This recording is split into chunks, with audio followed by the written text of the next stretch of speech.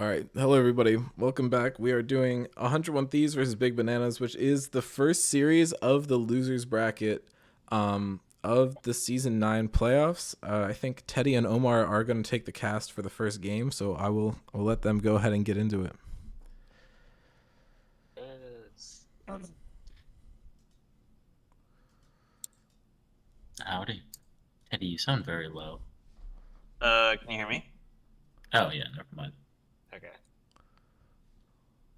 Hmm. All right. We got 101 Thieves versus Big Bananas. I honestly don't know a lot about either of these teams. I know Big Bananas was doing some like really troll lane assignments earlier this season. That's why they were losing, but then they actually like started trying and put the correct people in the correct roles. So I think yeah, I don't know how good they are. I haven't really watched them since they did the swap.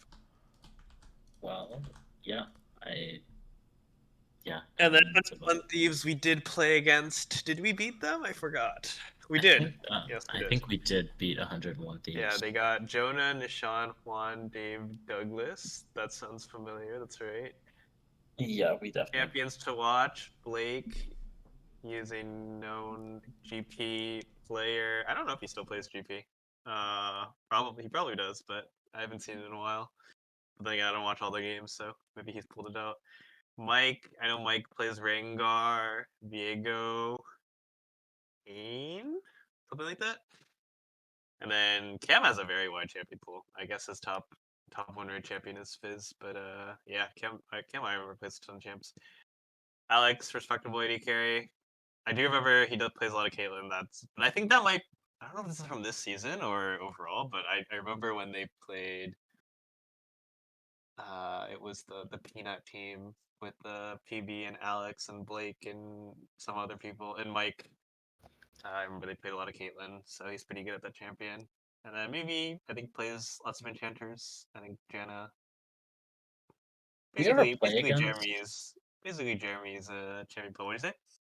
Did we ever play against Big Bananas or We no? did not. They were the team that we had FF against. Oh, I Unfortunately. see. Okay, I was gonna say I don't remember anything about their mid laner, Yeah, but that yeah. makes sense. I was gonna say all the games, the only notable people are the mid laners and Eden. Hmm.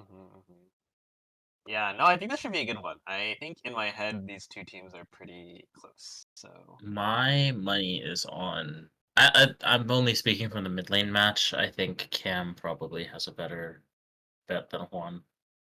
oh really? Have you played against Cam before? No, I've just played against Juan before. Oh, but Juan kind of shit on you, no? Yeah, but Fizz player. I mean, you don't know if Cam's gonna play Fizz. I don't even know Ah, if Fizz is playable right now. yeah. Wait, is Fizz not playable? Actually, it's true. I I just don't know mean, how when Fizz is the last works. time you've seen that champion? I actually think Fizz is probably one of the lowest player champions in the game. Like, I genuinely have not seen Fizz, and yeah, I can't remember the last time I've seen Fizz. Fair point. Does Dave only do mages bot? Does Dave only pull out the mages bot, or No, no, no. Dave is an AD carry. I actually haven't. Um, I think before the season started, I didn't know him as a mage bot player. I remember I supported him once. Actually, one sec. Um, I thought he was like a very respectable, like very solid AD carry. He played Neela with me. I think I played Senna with him, and then I think Temple was maybe a little smaller because I remember Kai'Sa as well. And then beyond that, oh, I think he plays Ezreal sometimes. And then yeah, I've seen Mel, I've seen Wei. So yeah, interesting to see what they're gonna pull out. I have no idea. Douglas, I remember plays Nautilus and Tom Kench, and then uh, yeah, I the forgot beefy what the support bots? yeah, yeah. Looks like we have support in the chat from both teams, or for both teams. Maybe not from. I don't know people's Twitch accounts. Okay. Let me exit out of Minecraft in the background. Looks like the key matchup is going to be mid lane. Yeah, I think mid lane will be pretty close. Like, I think even though Cam is a lower rank, in my head, he's pretty solid. Like, I'd say he's like low diamond, high emerald player. So, and then one obviously has Katarina, which kind of shit on us. I remember he's really good at Ari as well. So, yeah. Ooh. Well, we'll have to go and see. Oh, here's Blake on the GP Garen top. God. What a fun champion to play into. The big race champion. Oh yeah, you're right. Dave's on the Yeah, Kai'Sa. Dave. That's right, Kaisa. I think he doesn't pick Neela as much because it has to be like a Neela game, or either that or gets banned against. But I remember he's like really good at Neela. And his Kaisa was good too. What do you think are some priority bans for either team? If I was 101 Thieves, I would probably ban Garen. I would probably have an answer to Anivia Talk, or I would ban it. Be annoying. Oh, here's comes draft. And then I would probably ban Caitlyn because I think Caitlyn is Alex's comfort champion. I know Alex also plays Varus, but Varus is a much harder champion to play than Caitlyn. Whereas Caitlyn, generally, if you have a weaker player, like you can literally just sit there and clear waves and not die, and it's still fine. And if I was big bananas, I'd probably ban again. I'd either have an answer to Neela or I'd ban it. And then beyond that, I would probably just ban Douglas out. I'd probably just ban Home Kenshin in Nautilus. But Yeah, then, that's although I fair. would say typically my ban strategy is if I think a player is good, I don't even bother banning them. So I usually just okay, that came off wrong. It's not that I think that Douglas is bad, but if you have a smaller champion pool, I'm like more likely to target you. Okay, it looks like the Katarina ban has come out. That makes sense. Oh, and yes, Katarina if you don't want to play against it. Although Katarina, again, I think you can draft against Katarina, but it's also fair to ban Comfort. Oh yes, and some people target ban Mike. I forgot because he's a Rengar. Like I don't want to say one trick because I don't remember. He actually is, but he plays a lot of Rengar. Ash is an interesting ban. I think if they're banning Ash, maybe they want to go Caitlyn or something. Uh, Although if I want Varus, I wouldn't ban Ash. And then Hui, probably just Comfort. I think 101 Thieves can pick Neela if they go Caitlyn. Neela to Caitlyn. It's not a good matchup, but like I think Dave will be able to survive the lane regardless. It's not like as doomed as other ones. Fair point. Looks like a Yorick ban came out, and Big Bananas is gonna be first pick. Okay, looks Yorick. like I'm they not got sure who Mimi plays on the Yorick. But Comfort Enchanter. Lulu, yeah, Lulu's pretty OP right now. All the enchanters are pretty strong.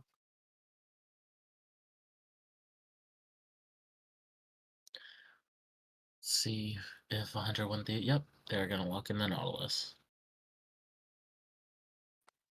This makes sense. It's again comfort champion. Pretty decent matchup for both of them. I think I don't super mind either side of that matchup. You think they're gonna blind jungle or go pick ADC? I bind jungle here. Oh, blinded AD carry. Okay, I mean Kaisa Nautilus, classic combo makes sense.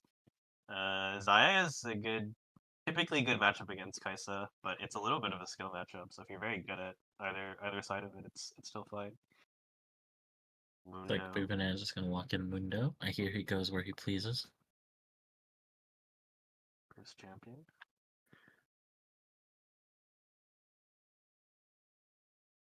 Okay, looks like 101 D is gonna pick before we move into our next ban phase. Probably pick the top, right? I'm gonna just go Ari. Oh yeah, Volibear. It's comfort champ for jungle. I think jungle, right? I mean, I think it could be flex jungle or top, depending on their That's fair. experience with I it. think Jonah also plays Which I think Volibear. kind of would be good if you're trying to, maybe get the enemy to ban waste bans.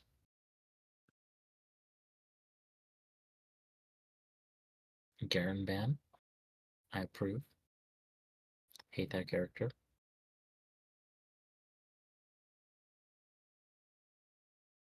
Syndra ban. Swamp Wand's Oh, I comfort. lagged Makes out. sense. Holy moly.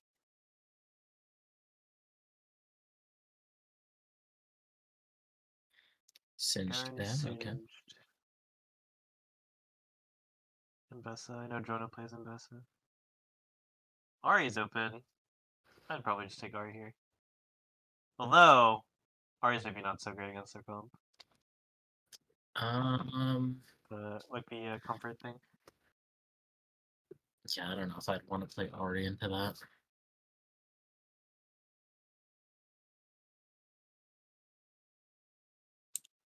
Yeah, comfort. Yeah, looks like the Ari came out.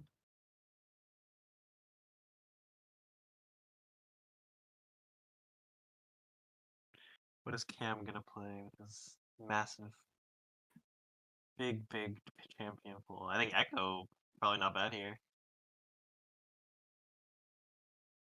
It would not be a bad Lissandra, choice. okay. Yeah, Lissandra would better also pick. be a very Lissandra's a good good pick too. choice.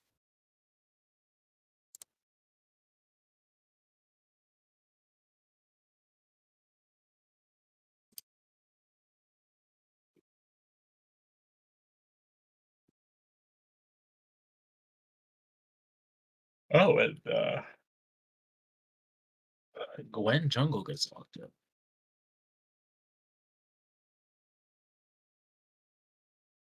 I don't play nearly enough jungle to know how that's gonna go.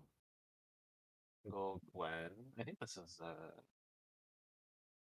think it's Volibear favored. But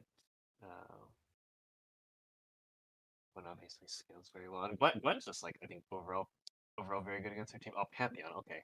Pantheon's a good pick here as well. Pantheon against Mundo? Or I is it think it's Pantheon fine jungle? actually. Might be Pantheon jungle. I don't know top lane I'm matchups. pretty sure I just Pantheon is good against Gwen if I remember.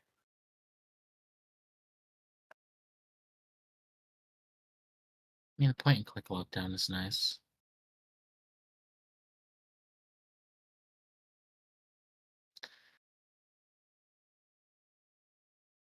Hmm.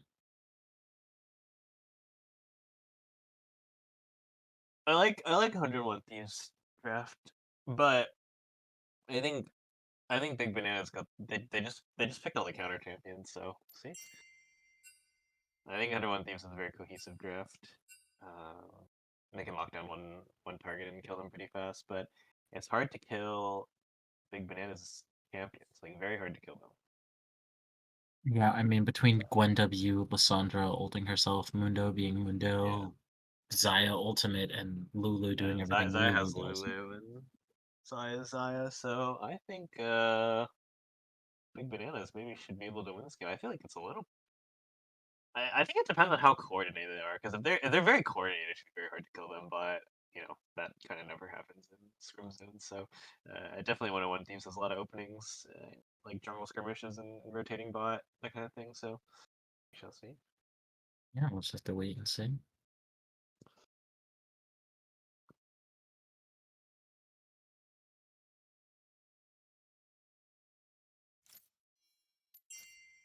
Zaya 4 wins, 7 losses. Kaisa 7 wins, 4 losses. Yeah. So actually, like Zaya's really only a counter champion in like pro play slash like higher skill level. Otherwise, it's actually like I think let me check the win rate. I don't actually think the win rate looks that.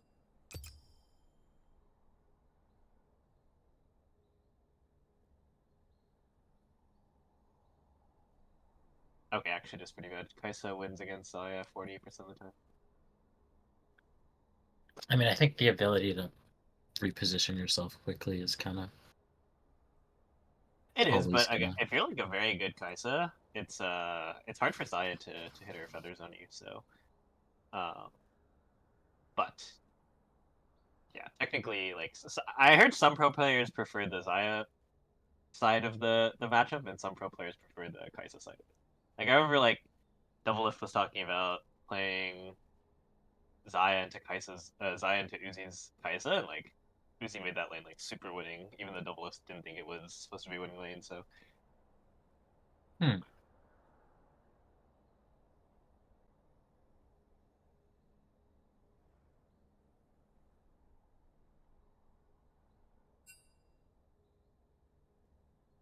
Well, we'll have to wait till we get into game.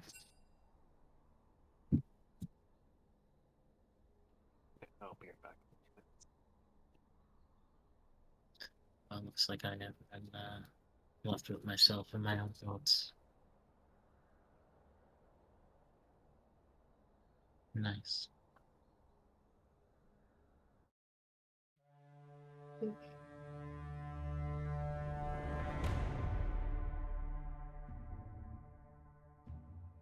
Oh, first time Lysandra pick on the side of Cam.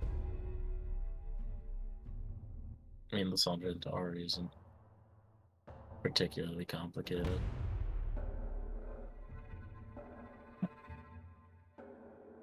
One is fairly comfortable on Ari, which is good for him.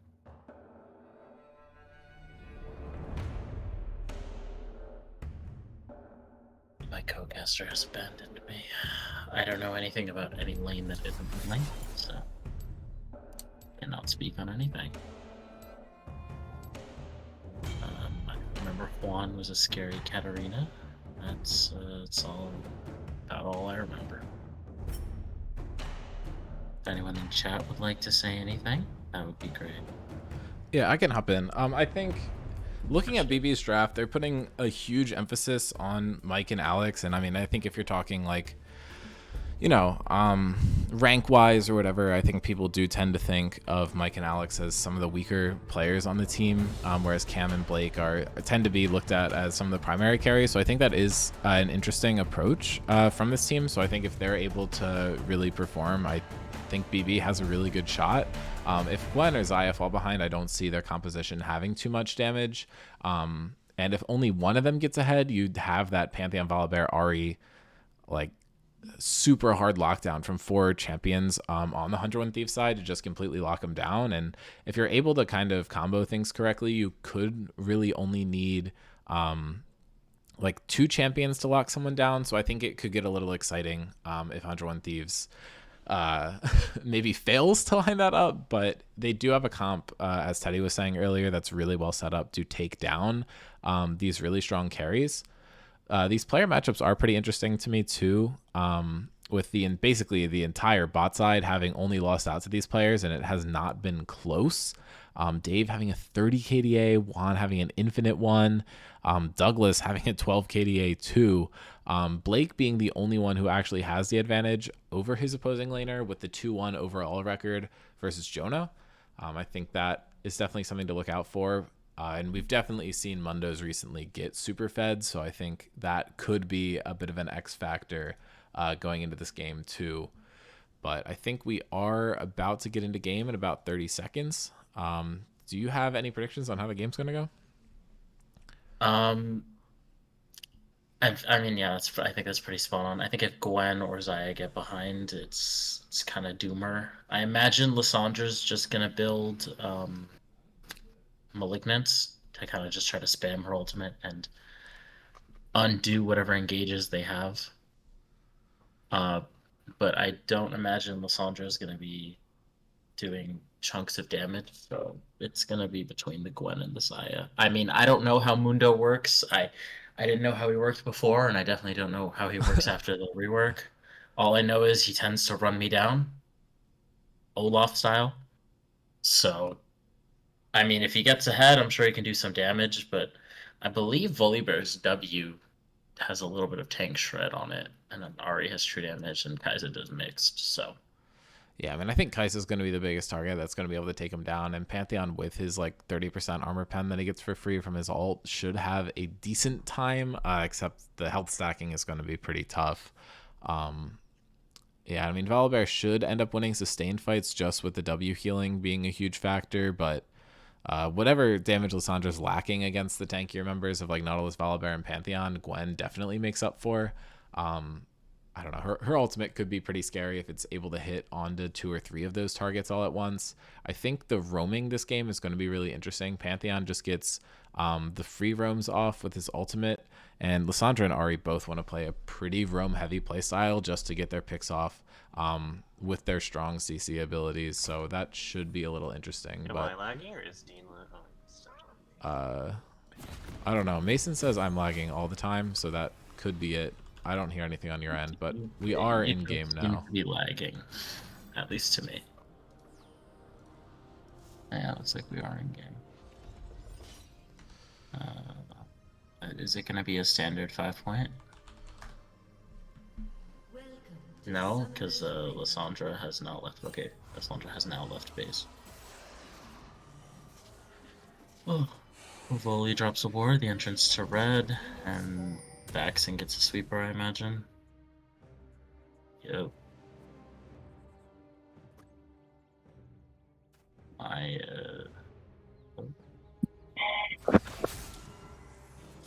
Okay, Mundo and Pantheon are fighting.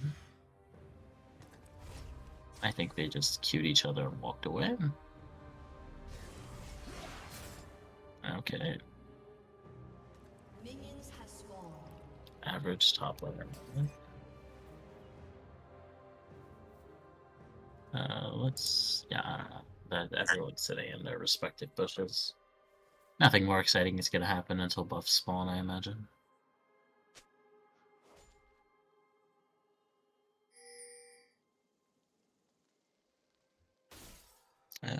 Yeah, I mean, everyone went pretty standard items early. Looks like Lasan has opted for Electrocute. Lasan, Jesus. Looks like Lissandra has opted for Electrocute instead of Arcane Comet. So that'll help her a little bit with the burst as opposed to the poke.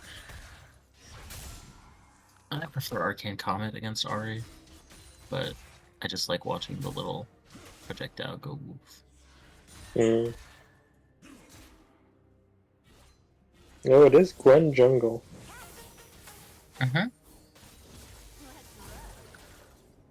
Mid laner's at level 2. Looks like Ahri is trading better. Taking advantage of that Ahri auto W proccing Electrocute. Window has been pushed behind tower, but Pantheon tower shot. I feel bad for.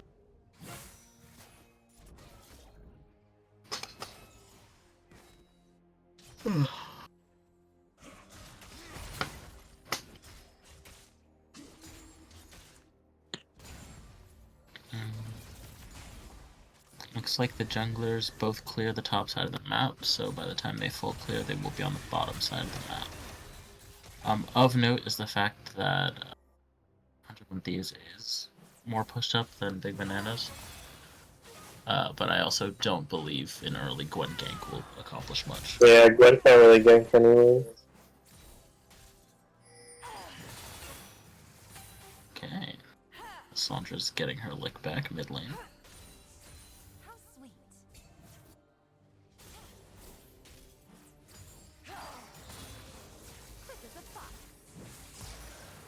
Ahri taking advantage of the fact that Lissandra queued the wave.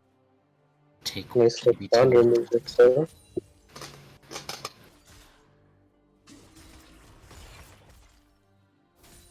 Well, make ground heart.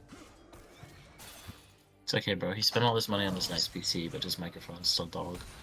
No, it's like, yeah, I'm not even on my PC. I had 5,000 things, I don't know why.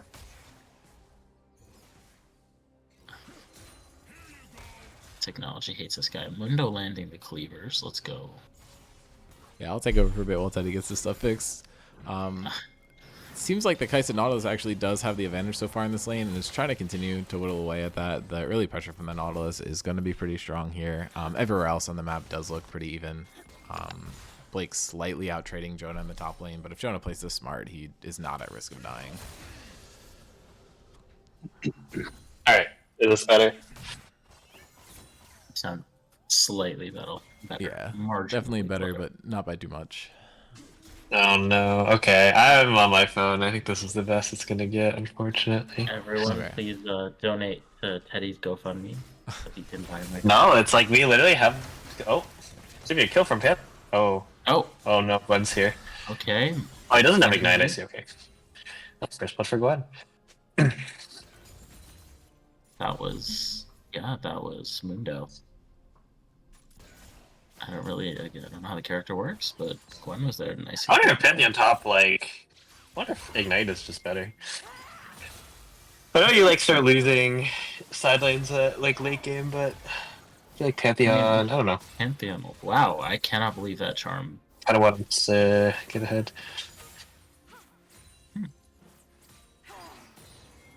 Trading mid, Ari has significantly more mana than Sandra, so if they end up hitting 6, I imagine Ari's gonna try to all in. Got a big CS lead in the bot lane from Kai'Sa. Yeah, looks like 101 Thieves is going to take the dragon uncontested.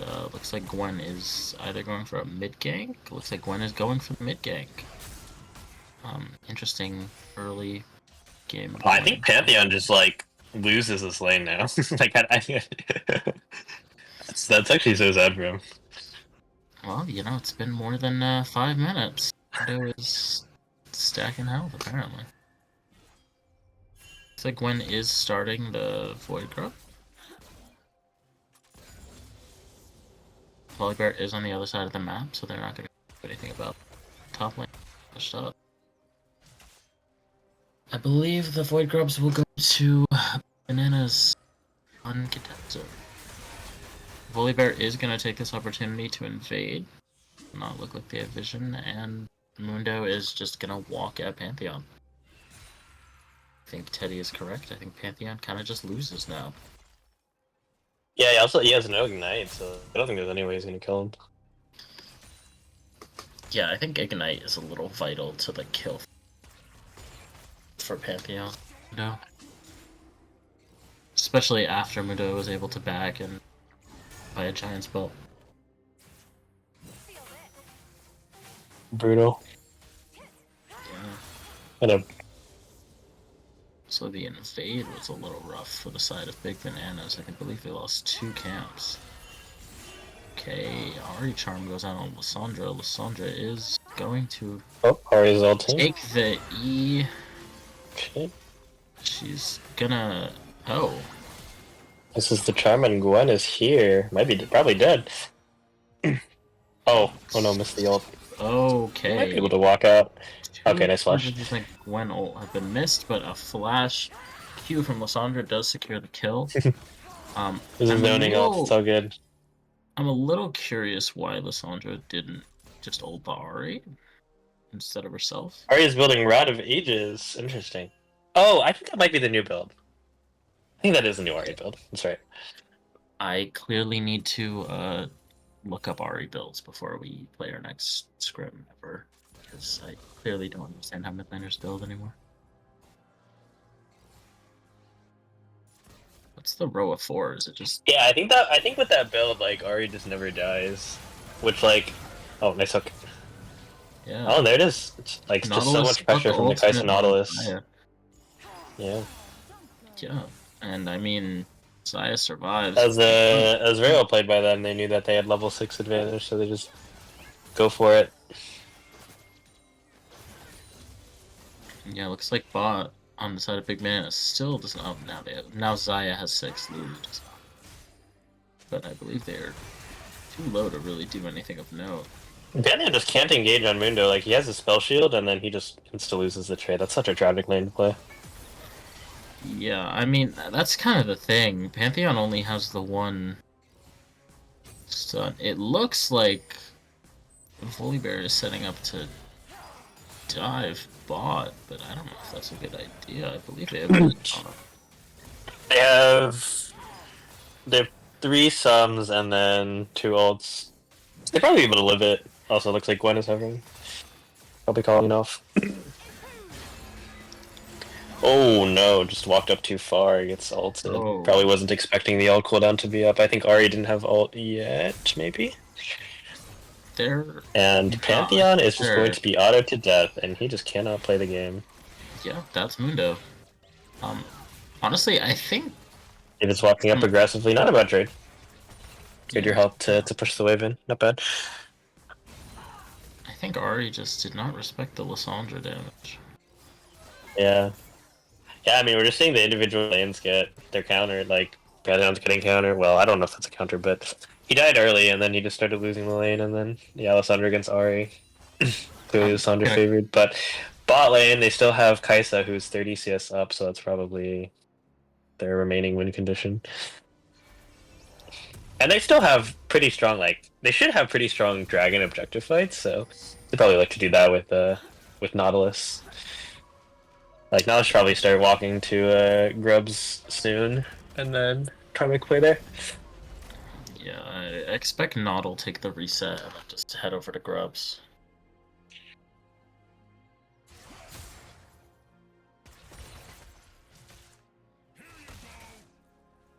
Yeah, I don't see this Pantheon doing anything against hard steel Mundo at this point. Yeah, they just need an objective fight where you can ult in. Otherwise, it's a little bit useless. Wow, he does so much damage. 101 Thieves has actually opted for the dragon instead of the Grubs. That's actually might be smarter. They have bot prio. They have like gigabot prio, so makes sense. Yeah, it will make Big Banana's push scary with 6 void Grubs, but yeah, I think their push is not that great, anyways. I mean, Gwen takes towers fairly quickly. That is true. And Mundo does have Demol. Just a brutal trade. Completely getting out traded with the... What is that broken item again? Heartsteel? Heartsteel. Eddie is not wrong. It's ridiculous. I might be looking for a play here. Does Zaya have ult? Let's see. Yeah, she does. Zaya does have ult. Pantheon has to TP back to defend the turret. I mean, Mundo can just ignore Pantheon, take the plates. Crazy. Yeah, that's Mundo. Yeah, looks like they are trying their hardest to get the wave pushing towards them, but I'm pretty sure. Yeah, bot's wave is super doomed. It's pushing into red, and they have so much pressure with the Nautilus. Oh, missed the cannon. Unlucky. -1. Oh.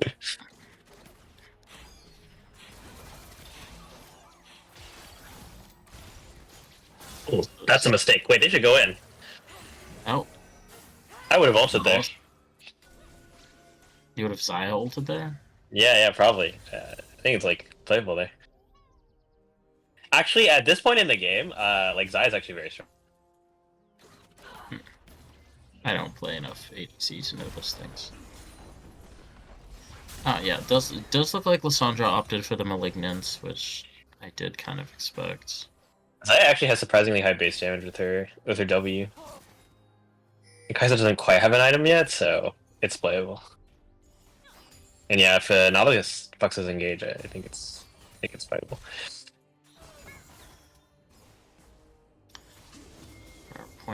Top lane turret is just almost gone. Probably just gonna go down. Yeah. It's demolished and you might die. Walks up and hits it. Yeah, see, exactly. If you 2v2 this and you know, you have Lulu and you have Zaya's base damage, it's super winnable. That's pretty sad for 100 Thieves. Okay, they got a shutdown, that's good. But the tower is gone, and I think Mundo doesn't mind too much. Yeah, I mean, Mundo's tower is still fully up with full plates. It's not like they're going to be able to trade it. Yeah, before Kaisa gets her first item, it can be a little hard to fight Zaya. I also looks like that means Big Bananas has secured feats. I feel like feats are so irrelevant these days. They like added it to the game, and then it was too strong, and then they nerfed it to the ground. It's like who even cares about feats anymore? True, but we would be bad casters if we didn't mention it.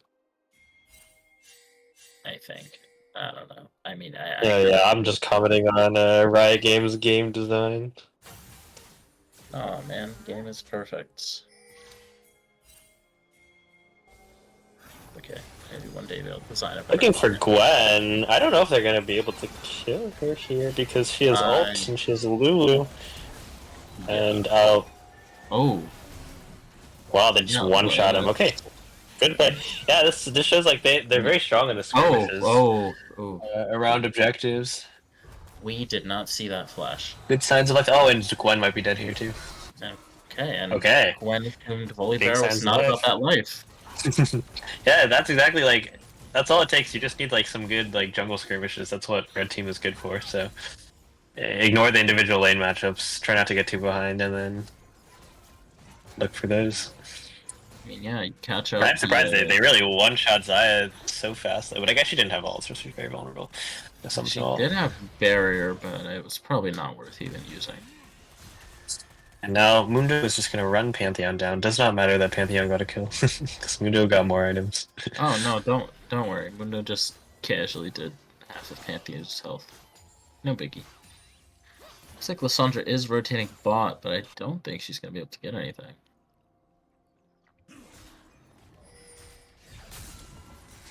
Yeah, she's just going back mid. I think you saw her on a vision ward.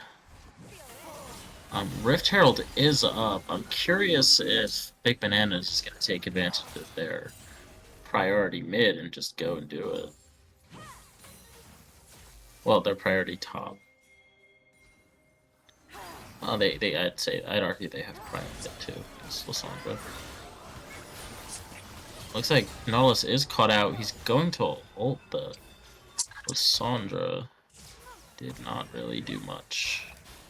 Mundo is holding mid, I guess, keeping Ari busy. Looks like 101 Thieves is not going to bother. They are aware that Big Bananas currently has a stronger team fight.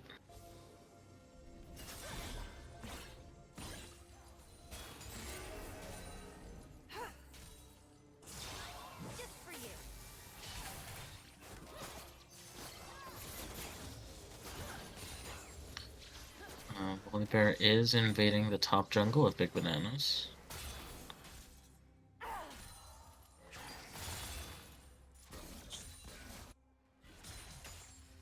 It was pretty even, but it's just like blue team is super in control of the game. It feels pretty hard for red to make plays.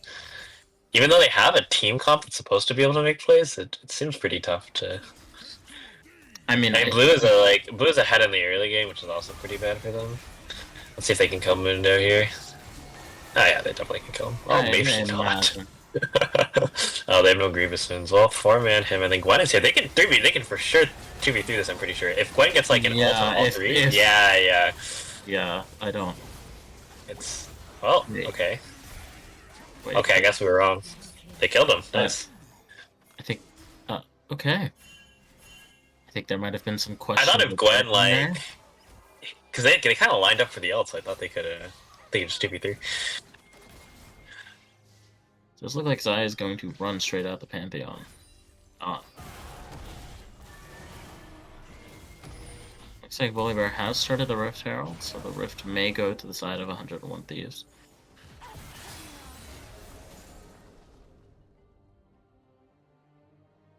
Yeah, 101 Thieves is going to secure the Rift Heralds. I imagine they're going to use it to crack mid open. Or hold on to it long enough to drop it before the next dragon. I'm partial to the drop it before dragon method. I like when we do that.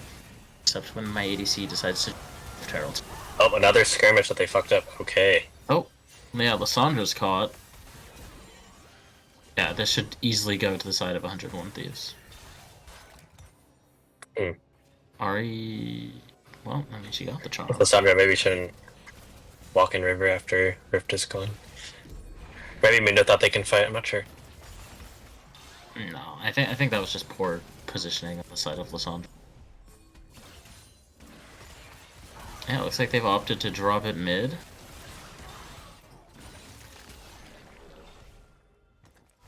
I mean, they got a chunk out of the mid turret.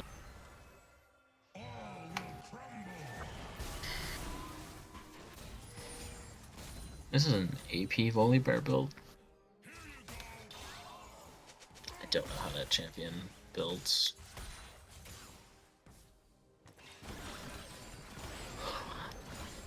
Oh, I guess you hit abilities and you just run them down. Yeah, makes sense. Looks like Lissandra is matching Pantheon top. I can't imagine Lissandra will have much of an issue with clearing a wave away from a Pantheon, especially one who is... Well, he was behind. He's 3-2 now. Huh. Volibear has opted for a Spirit Visage. Gwen looks like she's gotten caught once again, but Mundo may be able to... Okay, Heartsteel is an item of League of Legends. Mundo is... Very good kiting yeah. by Kaisa. Oh, BM, okay. Okay. Kaisa's feeling herself. And all of a sudden, Red is in the... I think, like, Blue should not be taking these skirmishes. They keep, like, fighting and then taking these skirmishes and then losing. I think if they wait till, like, late game team fights, it's very hard for Red team to actually team fight them. But yeah, if you take, like, skirmishes like 2v2, 2v3, 3v3s in the river, that's kind of where Red has their opportunity. Yeah, I mean, that's, as you said before, and I believe Dean mentioned this earlier, it's kind of what their comp is for. Yeah. Well, they want to take these fights, and they want to do exactly that. And the last two fights have been in the favor of 101 Thieves just because of it. Yeah. So, game is definitely not over. I think if Blue gets some good team fights, it is super winnable. Yeah, I mean, Blue is still...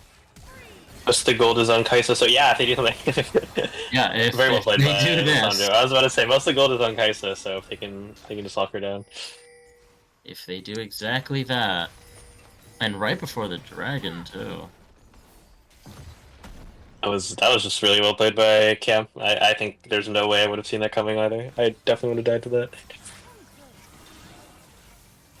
Nice charm, but unfortunately this is not Red side's dragon. Yeah, with Zaya down, I can't imagine They're gonna try fighting? Probably not, right? Probably not worth it to... He's probably gonna try to get a pick on Lissandra and dip, but Swap. that is Oh no, he really used his cool. last... Okay, he slash. Yeah, he used his last ult proc to try and finish her, but... It's a Lulu. Yeah, probably not worth bursting ultimate on that, especially because you are not building Malignant, so it is going to take slightly longer for your ult to come back.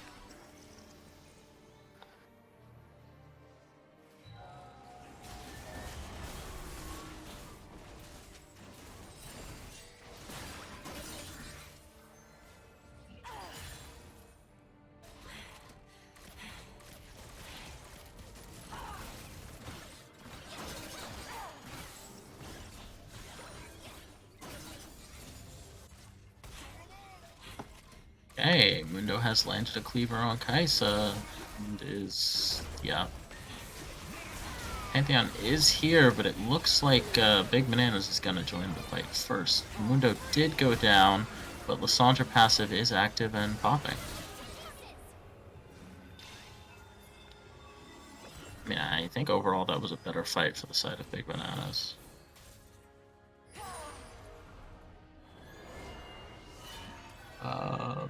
Yeah, looks like Pantheon did build an Executioners, and Nautilus also bought Grievous. Alright, so we're doing a Ivy League charity tournament for League. And I have to come up with a team name. Would it be too controversial if I named our team Free Luigi? No. I think that it should be their name. Our esteemed alumni. Type of team, competitive. Okay. prelude. I like that. Okay, looks like Baron is going to spawn shortly. The next 45 seconds. I doubt anyone would do Baron right now. Without at least getting a pick or two, but it is noteworthy.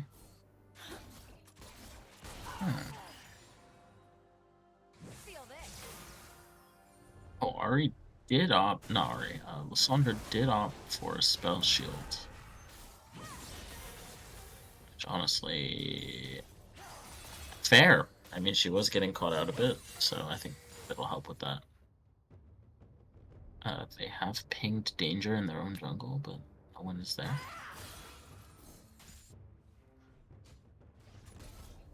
Nautilus is emoting mid. Looking at the item spread, I think the only one who has a clear lead is Kaisa. She has a couple items on her. What's that item called? God, I don't know item names. It's so bad. Insus? Nasher's Tooth. No, Nasher's Tooth. Oh, man. Over Zaya, but it looks like everyone else basically has the same item. So I'm interested to see what will happen if fight breaks out. I still think at this point in the game, like red, it's a little easier to fight as red side, but as the game goes longer, I expect easier for blue side to win. But we'll see. Maybe I'm completely wrong. I'm not a big fan of the Banshees buy on Lysandra.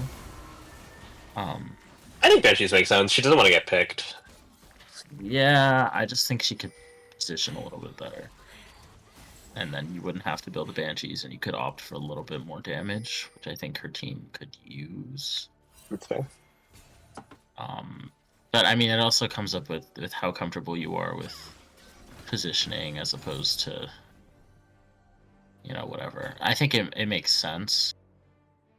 She did get caught the one time. The Banshees would have helped, but I do think Lysandra is the kind of character where you don't.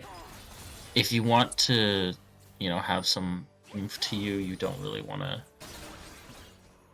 build a defensive item second. Unless it's like a Zanya's. I do like a Zanya's on Lysandra. I just don't like how much damage Lysandra does when she doesn't have good AP items. I mean, she did just finish her third item, so I'm gonna shut up because the Shadow Flame is gonna speak for itself.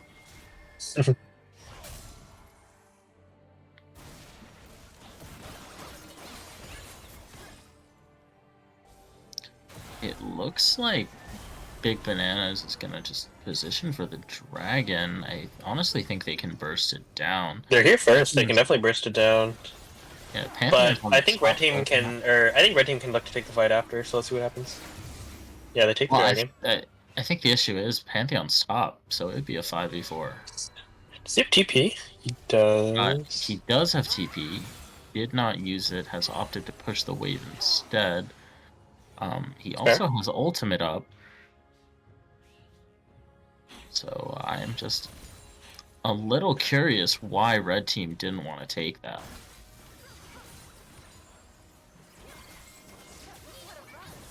Oh.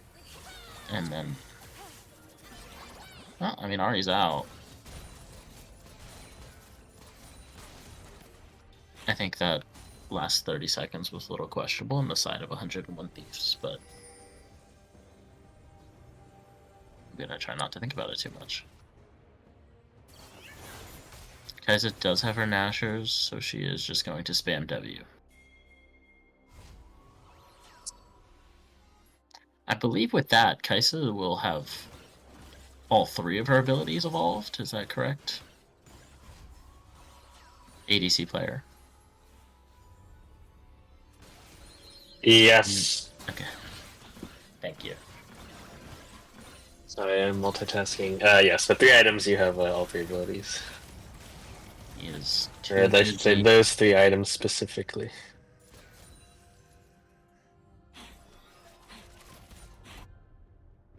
Onger's hearing for the team name if Luigi gets shot down.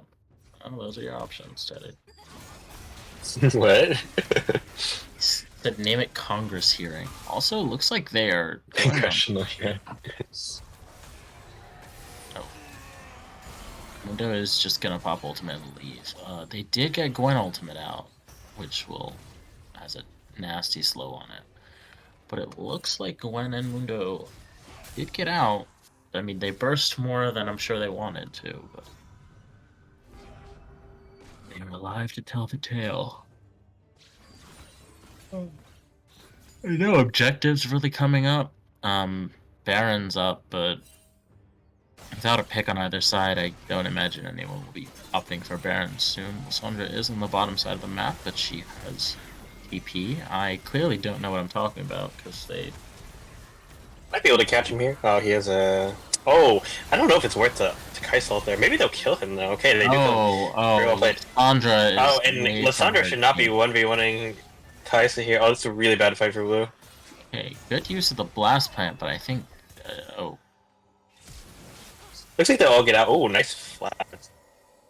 Nice Ahri flash. Did get the heal out of the... Wow, yeah, I mean, and this will just... Now the Baron's just gonna go to the side of 100 Thieves. They're just a little bit disjointed. They should either all pop on Kai'Sa, but I think Lysandra alone, especially with that build, because she has a Banshee, so not as much damage. Probably can't one-shot her. Yeah, no, there's no world in which she was gonna one-shot her with that engage, especially with Kai'Sa ultimate being used. It's my big gripe with Lysandra is that, you know, you kind of just burst, and if you don't kill them, you walk away slowly and hope your root is enough to keep you alive. Very good engage on the side of 101 Thieves. They knew that the Mundo ultimate was down because they had just gotten it out of her, and they took advantage of it.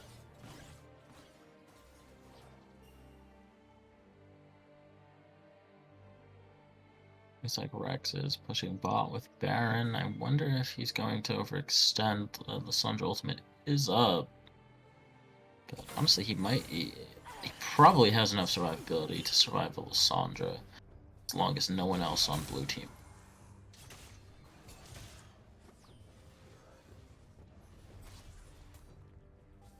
I hit him with the patented thumbs up. Looks like 101 Thieves is getting ready. Does spawn at about...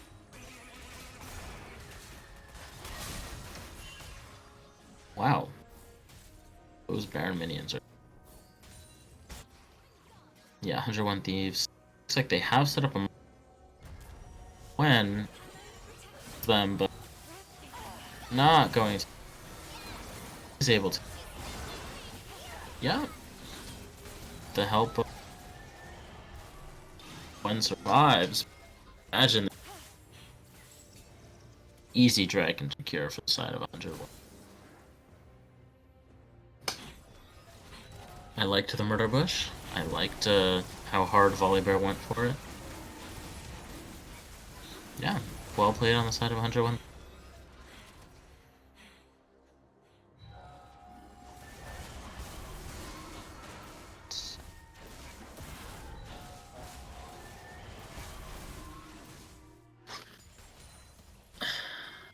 Looks like Big Banana... Yeah, the next dragon is soul point for whichever side claims it. Zaya's gonna... Maybe finally can take red turret. TP coming in. Wait, this is maybe Mundo trouble. Okay. TP. Stop. Never mind, they back away from the TP. I don't have Vari, never mind. Makes sense, makes sense.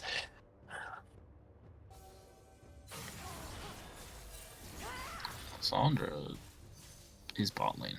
Ari is also bot lane. Nothing has become of it.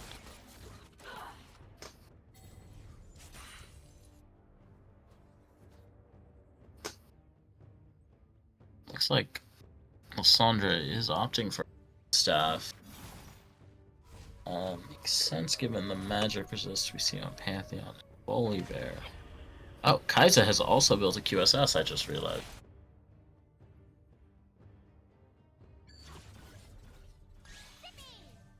Yeah, at this point, I think. And then Blue side kind of loses their only way to kill Kaisa if she has a QSS. Yeah, I think at this point, Or like Lissandra reach her should. easily, I should say. Yeah, I think at this point, Lissandra is just well. Oh, Ken might be dead here. That was a really nice And- cancel of the claw. Yeah, And I wonder if they can do anything with it. Maybe they can get bot turret? I don't know. I mean, I might like rotate the bot support to bot turret here and maybe try to pressure the turret. It was a very. I don't think they'll be able to get anything more. Sorry, Vault here? She does not. No, she doesn't. Okay. It was a nice dodge though. Yeah. They are fine.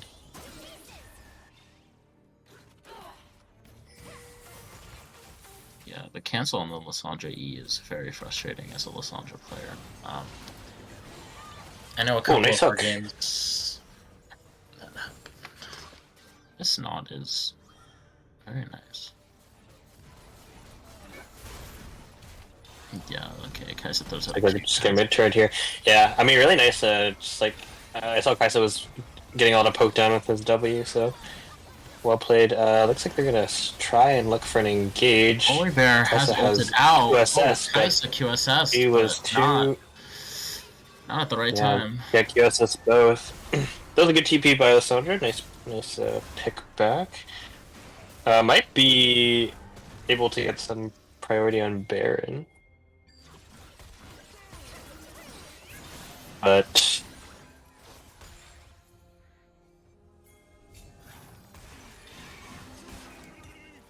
not sure if you should check it. Okay, it's fine. Not sure what the hook would accomplish besides getting killed.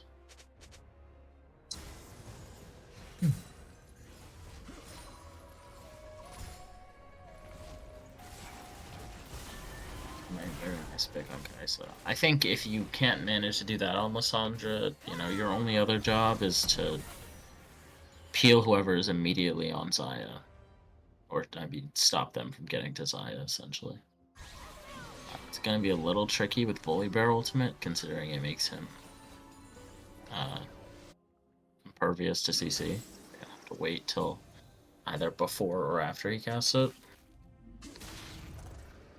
But someone like Pantheon, you could easily just ult QW, and I mean, that'd probably be at least a third of his health. If your Xayah's there or Gwen's there and able to chunk him, you can kill him, and then the Lissandra passive does a sneaky amount of damage. I think it's interesting that Dave decided to finish the QSS. I personally would not. Yeah, I think it's better he off. has a lot of finish, right? He has a lot of gold, so I think it's fine regardless. But yeah, I rarely finish QSS unless it's last item. Yeah, I mean the Rabadons would make his W. Looking for a pick in his bush, and looks like they might find one on the Lissandra. Oh. Okay, close. Oh, they can still have Ari engage. Oh, very nice charm. And but looks like Red should. Xayah. Oh, they can't finish him. Xayah. Widow's not even in the fight, but this is a very messy fight. I think Blue might be able to win if it goes a little bit longer. We'll see. Oh, no, so many things happening. Xayah is. Huge. Oh, okay, that was very close. Honestly, goal difference. Like, very, very good fight from Blue. And that kind of shows, like, if they weren't so behind in team fights, it's so easy to counter engage Red team, and they can just live for so long. But unfortunately, Red has a pretty big gold advantage. So. The counter engage was very nice. My only issue is that Xayah did kite kind of close to the Volley Bear, who was able to then stun her. I see. I mean, it was well played on both sides of that last fight. GG. Game goes to 101. Yeah, unfortunately, I think Blue didn't really. Other than the last fight, they didn't really get to see their comp do what I really wanted. There were some good picks from Lissandra on the Kaisa in mid, but overall, yeah, I think Red just got the skirmishes, got a bit of a gold lead, and then it's just a little too much to overcome. Oh, apparently, caster audio. Are we supposed to give MVP or something there? I think we are, right? We do give MVP. All right, who's your MVP? I'm giving it either to the Volibear or the Nautilus. Okay. Kaisa did I play thought really Volibear played well. pretty well. I would give it I to thought him. Volibear played pretty well. Kaisa played well too. I'm between Kaisa, Volibear. consistently had a gold lead in bot lane, like 40 CS lead. Carried the team fights like she needed to. She had a good fight mid as well. She kited the Mundo for so long. I could be convinced to give it to Kaisa. I do have anti-ADC bias, though. I do think the Volibear stood out to me. I think it was a good play. I think he was kind of where he needed to be. I think every single ult I saw was hitting multiple people, and he was just at the forefront of every fight. He was Yeah, I chasing agree. down that He did Zaya. really salvage.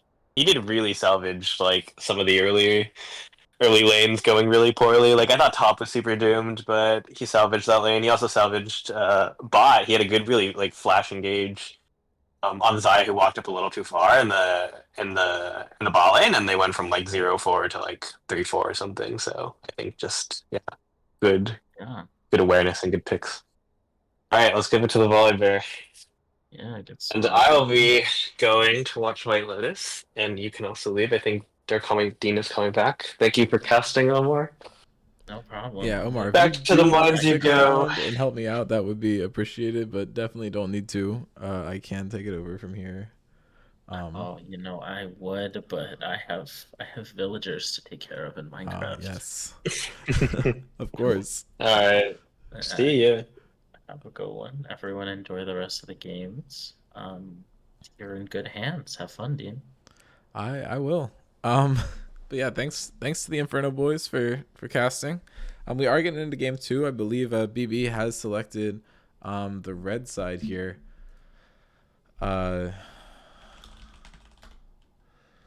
Looks like Mason might be able to hop on and help out for a bit.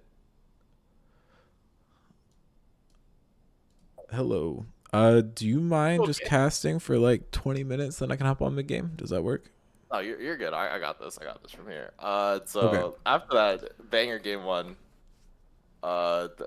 very back and forth game. I think 101 Thieves really brought it back in the later half of the game. I think they sort of just played around the Mundo correctly. I think Blake kind of sold his build. I was talking to Ali about it. I feel like they should have done a couple different things with the build. But as we are getting into draft here, we did see the.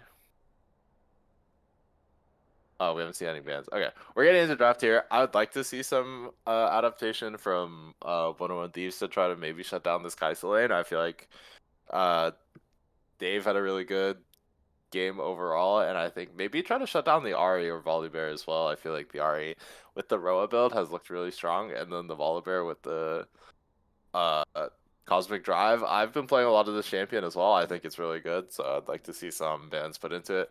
Looks like it is going just to be the Rengar and the GP from 101 Thieves. These are pretty standard bans into BB.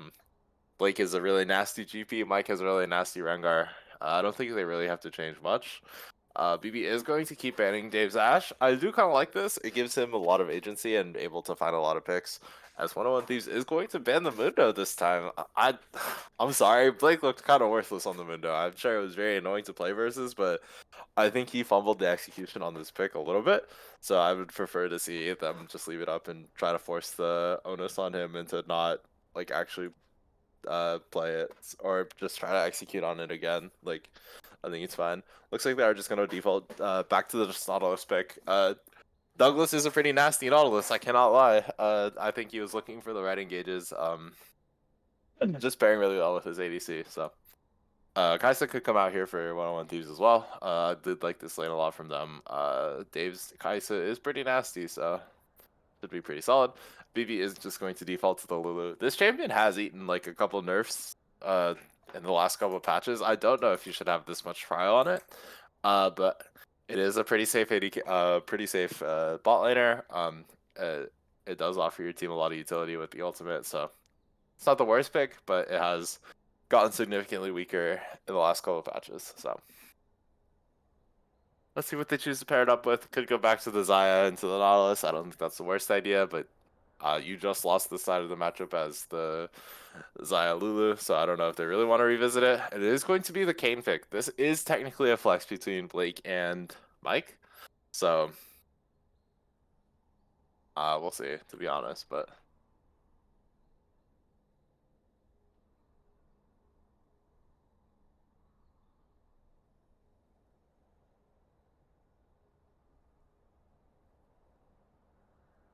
Yeah, looks like they are just going to default back to the Kai'Sa. This makes a lot of sense. Like, the Kai'Sa Nautilus looked really good last game. No need to change anything up. They are going to go for the Maokai for the side of 101 Thieves. Technically, this is a flex between top and jungle. But I don't know if I'm really a big fan of it top lane. So I'm going to wager this is going to be Maokai jungle. This means Red Kane is going to have a huge amount of value in this draft. Having these two tanks that you can sort of just dance around, I feel like Red Kane is really going to go crazy here. So.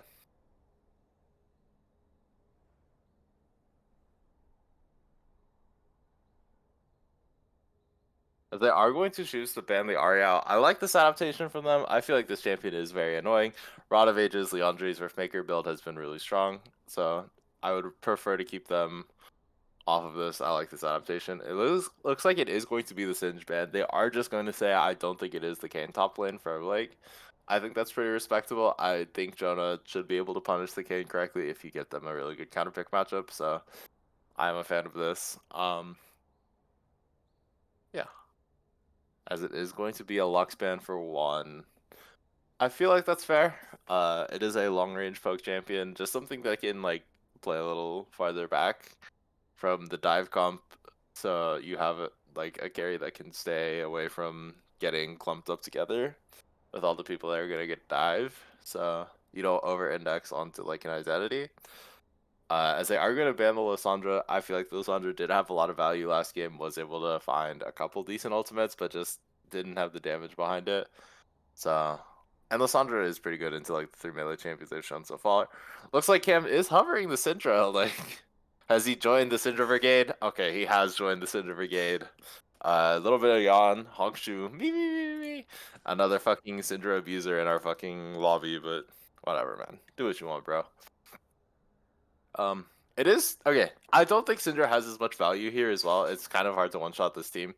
If I was him, I would love to see him go the Blackfire Leandri's or the Blackfire Cosmic Leandri setup that Syndra's kind of adapts to, even with this Volibear. By the way, Red Kane goes bananas here, by the way. Like, if I'm Mike, I'm going banana mode for this fucking Kane pick. Like, I would love to play the Red Kane into this spot. You have these 3 melee champions that you can just dance around as Red Kane, and the only damage is Kai'Sa. You can easily fucking fistfight a Kai'Sa if you're Kane. Like, this is it. Fucking bananas Red Cane angle. Like, it's so good here. I cannot sell enough that this Red Cane is so good. They are going to lock the Azir here, so there is a lot of magic damage on the side of 101 Thieves. So if Red Cane goes Visage, it's over. It's wraps. It's so cooked for you. Holy shit. I think Red Cane has a lot of value here. Does have the ability to 1v9. I think it is all predicated on how well this Red Cane plays. 101 Thieves has opted for like this pretty standard front to back comp. Like, you have the Nautilus, you have the Maokai, you have the Volibear, able to buy a lot of time for this Azir pick. It is going to be the Alawi top lane. Okay, I do like this Alawi pick because again, they have like 4 dive champions and an Azir. If you can get a really good ultimate, this Alawi 1v9s like every time. So God, what an insane draft. So I'm gonna be honest. Unless this Azir is fucking Faker himself, I think BB has the better draft here. Like Red Cane just feels so disgusting here, and so does the Alawi. Like, genuinely, this feels like a really good draft from BB. I genuinely like this. Red Cane has so much value here. You have 3 tanks to just dance around on and just outplay. If you can get an early Spirit Visage on Kane, you feel so God mode. So. Yeah, also, like Arnie was pointing out in chat, no one can really match this Alawi inside, so it is going to be a little rough from them, I think.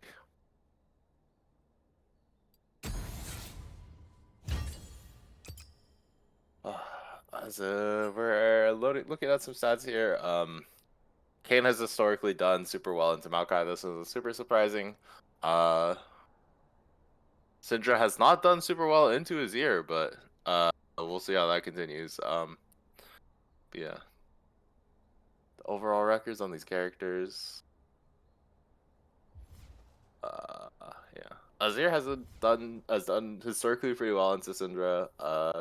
I think this is, I don't know. There's like nothing really here to talk about. I feel like it's just a both sides farm. Whoever wins the late game is better. I guess. I don't know. Like,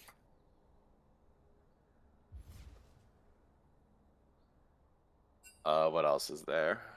Sorry, I can't speak very well right now. This Jonah is 5-0 on the Volibear. I'm pretty sure the rest of this is Volibear jungle. So we'll see if he's able to play it out into the top side. I don't know how Volibear does into the Alawi. I'd have to check like some stat websites, see how the matchup goes in solo queue. I would like to think in theory that the Volibear can just kind of, or the Volibear does sort of just lose if Alawi gets like a really good tentacle. But like maybe if like you can get the double W off on Volibear, you can out sustain her. I can see that. I feel like that's kind of a bit of a pipe dream. I feel like Alawi has a lot of sustain, so I guess we'll see how it goes as we are getting into game here. I might go get some water. I'm gonna have to be talking a lot, I feel like, so it might be a water angle for me, guys. I'll be right back.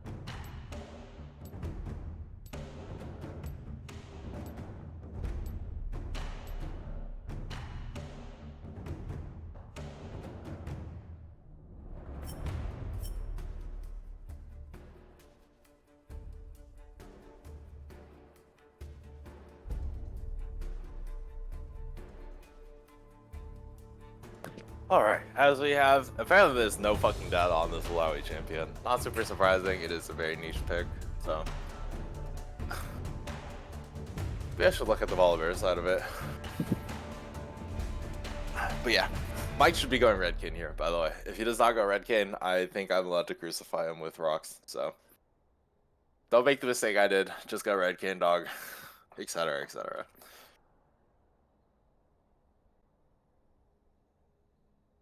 Yeah, there's no fucking data on this character. I'm gonna kill someone. Let me check u.gg.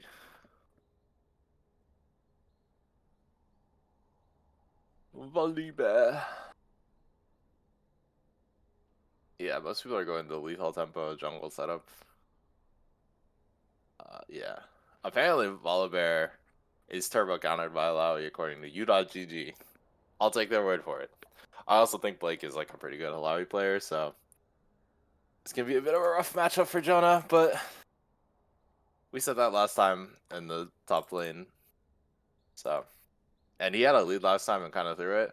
So I believe in Jonah. I think it's a little more favored for him because I just did not like the way Blake played that last game. I'll be a critic. I cannot lie. So.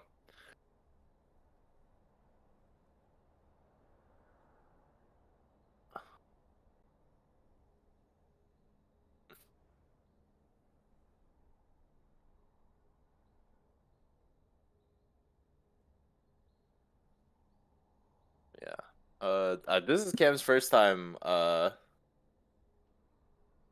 playing the Syndra, by the way, so this is gonna be interesting. He has joined our little Syndra coalition, our little Syndra cult. Uh, I think he has waited a little later to pick it as well, though. Like, this is a spot where I think, or the way that he picked it, I feel like is how you should be picking the Syndra.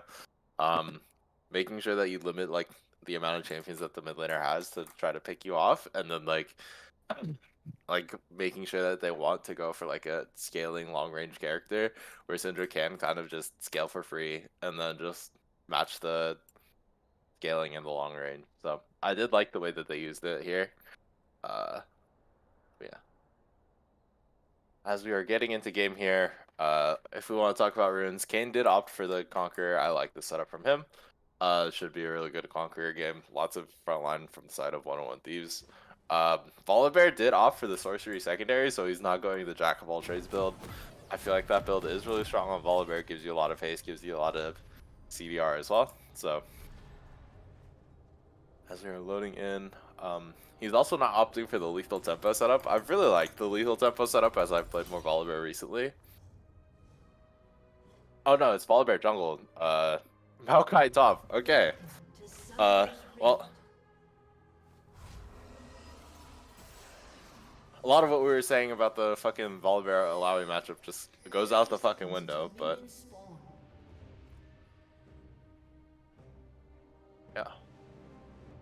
He's gonna get farmed. Yeah, I think the Maokai matchup is just as bad, but maybe the Volibear can get more stuff done. I don't know. I feel like the Kane also can just farm the Volibear as well. It's like a little rough for Kane because he can out damage you early, but you get really outscaled by the Kane if you don't play the early game perfectly as Volibear. So we'll just have to see what they opt for here.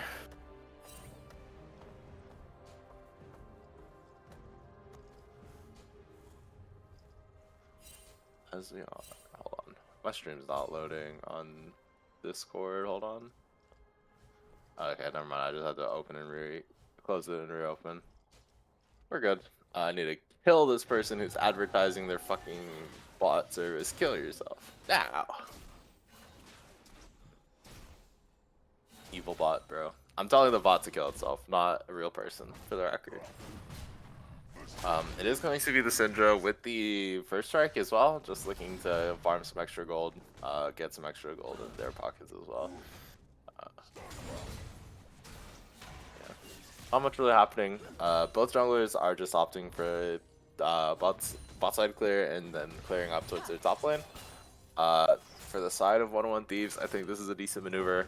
Maokai has a lot of really good lane setup. If you can try to get the Alawi shut down a little bit, like I feel like it's pretty solid for you. I don't think it matters in terms of whether or not Maokai is able to match the Alawi, but just getting this Volibear the early tempo, I feel like it could be very valuable for them. As Mike did start Wolves, so this means he is doing like the small camp clear that I really like to do on junglers nowadays. Start letting like the smaller camp and then making sure you do the outside camp and then do the buff. That way you get more buff duration and your camps are up faster when you go through your next cycle. So I really like the setup from Mike as well. Just trying to get as much uptime on your camps as possible so you can maximize your gold.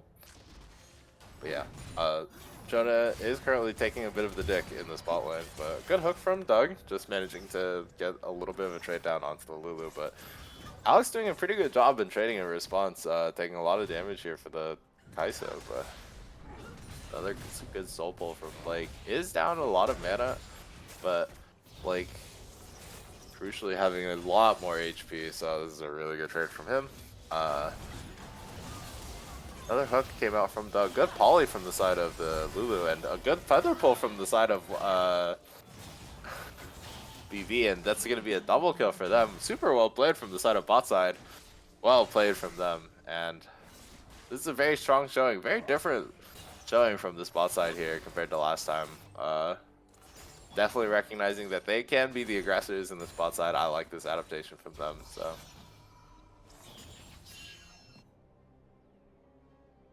Both junglers did fight for the bot grab. Looks like the Cam is going to move into the spot side river just so to guarantee that Kane can get this grab.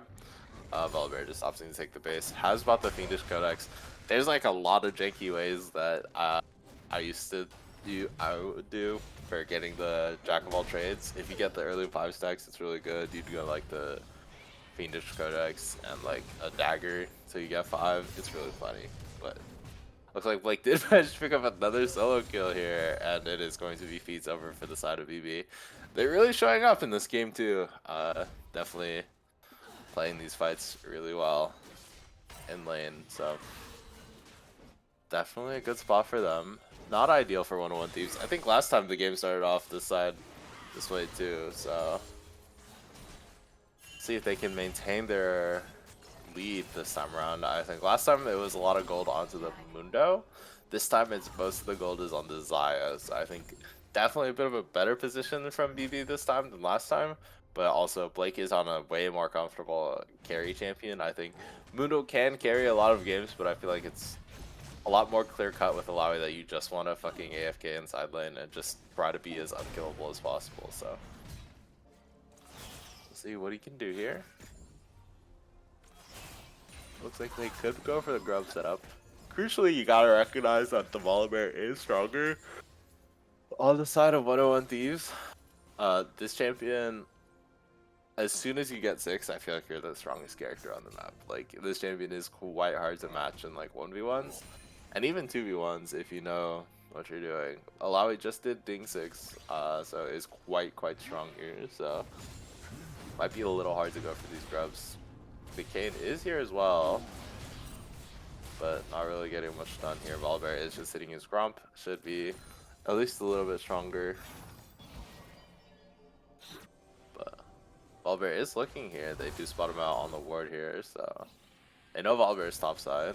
I feel like Volibear just wants to start the grubs, but Kane is just slowly waiting here. I feel like you just, yeah, good Q. Does manage to get a good trade here. But does dodge the Volibear E, so this is a pretty decent play for the side of BB here. Should be able to kill. They did manage to get the soul pull and the slow, and another kill going over to the side of BB. Polymorph coming out onto the Kaisa, but good barrier from the Zaya, just managed to keep themselves alive, and BB managing to stave off death in the bot lane. And Kane is going to pick up all these grubs, so a little bit of an over push from Nishan here, trying to get a play done, but Mike with a really good punish sitting in the bush. So 3 grubs for the side of Big Bananas. And that's going to be really hard for big 101 Thieves to match here. Alawi with 6 grubs is going to be very impossible to try to grab, so or match in the side lanes if you can get it online. Looks like they are just going to immediately pile onto this dragon.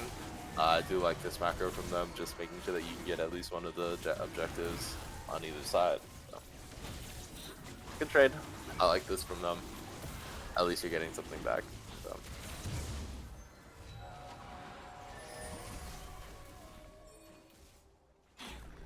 What the Kane goes for builds here. Has a lot of options. Goes for the Caulfield, so this should just be the Eclipse. These are Eclipse components, I'm pretty sure. So. Yeah. Me personally, if I'm BB, I think they should just focus 6 scrubs.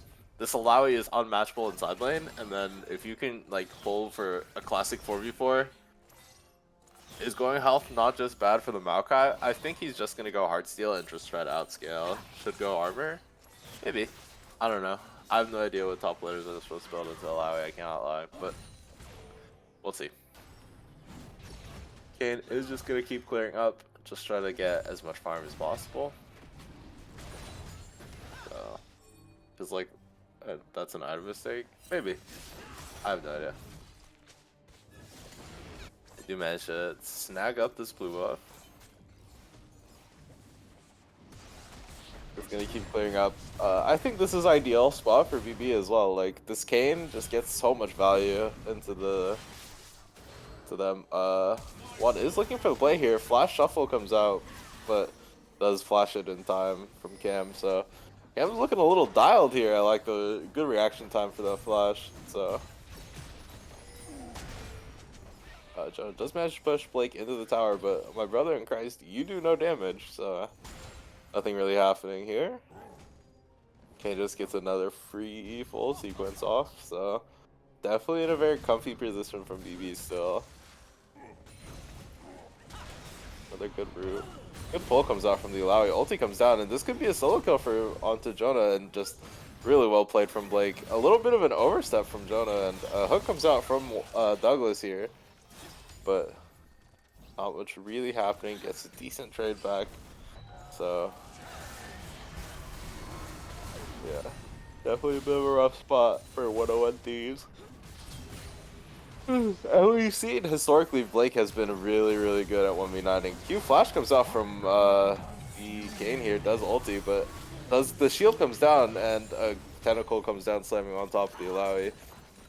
Another kill onto the Alawi. Honestly, if I'm Kane, I'm pretty chilling with that. You get so many points towards form, and you get another kill onto your Alawi.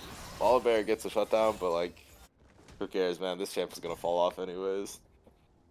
Yeah, the Alawi damage is really disgusting.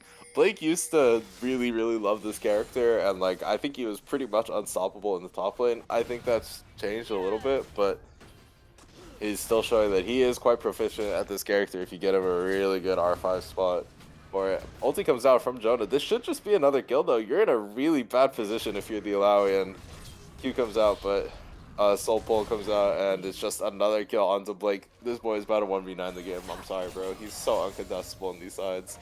If Kane just walks up for 6 grubs, who is stopping the Alawi in this game, by the way? All of you want to go in melee range, and unless Kai'Sa is fucking Thanos himself, there's no way that Kai'Sa can kill him. If Blake plays this well, should just be a really free game for him. Yeah, and then looks like Cam is gonna go for this Roa setup on Syndra as well. If we have any of the Syndra Cabal in the chat, could we get a rating on the Syndra build?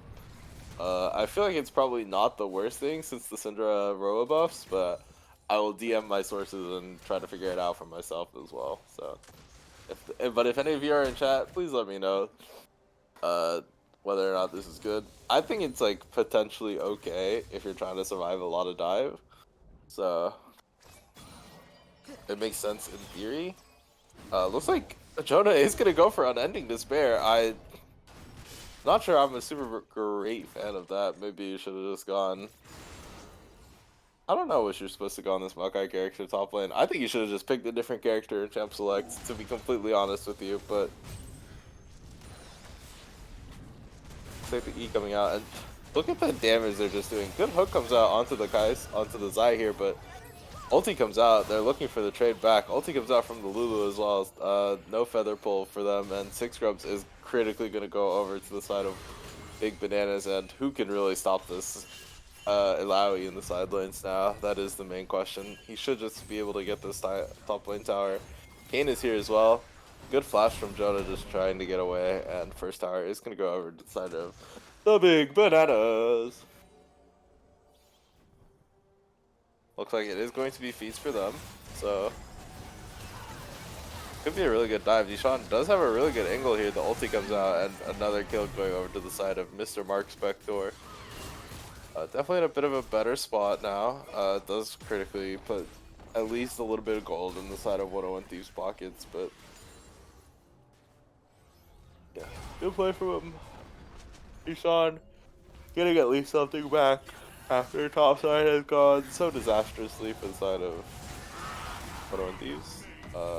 Kane does manage to get the ulti off, but looks like could still be dead here, and another kill going over to 101 Thieves. They should be able to pick up this Mountain Dragon and really just put themselves in a bit of a better position here. I think Kane just had a classic gotta go in, gotta try to get form moment, so definitely a little rough. I think if he goes Eclipse Black Cleaver, Visage, he's on 1v9 by the way. This Kane should just be unkillable in these fights. That's just my opinion though. Good scatter coming out from Cam, and good kill goes over to him. I like that from him. Well played. Does Kane have form yet? Oh, he does. He just transformed. So it is going to be Rost. Good pull from Blake. Is still... Oh my gosh, that damage is kind of crazy. Yeah. It is going to be another Chem Soul. I hate it here, by the way. This soul is so boring to watch. It's really good if you're Red Kane. It's also really good if you're Maokai and Volibear. But, I don't know. This soul just sucks, bro. It's so boring. Can we get Cloud Soul? Can we get Hex Soul? Literally anything else, bro, please. Silver Augment Ocean Soul? Please, bro. Another pull comes out from the Alawi, and just look at that damage, by the way. He's just laying into the fucking Maokai, bruh. It's so cooked.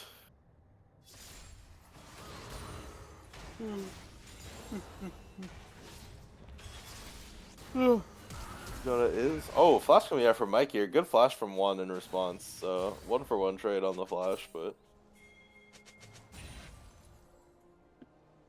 both flashes are being pinged here. As not really much needs to go on here. 3 minutes till the dragon, 10 minutes for Bear, and 1 minute for Herald. So probably really gotta watch for this Herald play. Mike is here to match the Volibear as well. Volibear does have the Chainsword as well, or not the Chainsword, the Executioner. So Mike is gonna get the blue buff here. Oh wait, but the Volibear could be out of position here. The Soul is gonna go down. One is on the flank here, but the W comes out from the K, and the ulti comes out from the Azir, trying to get the kill. The Alawi flashes over the wall, but like that was an insane sequence of events. I don't know why we were doing all that for the Azir, but it is what it is, I guess. Maybe feeling a little desperate in that play, but I feel like you could have just played that a little slower, went for the Herald or something. I don't know, man.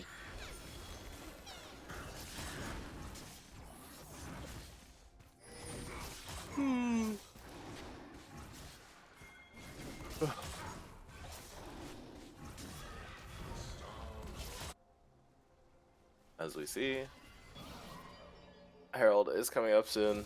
Hold on, let me DM the Syndra Cabal, see what they think about Roa. Syndra.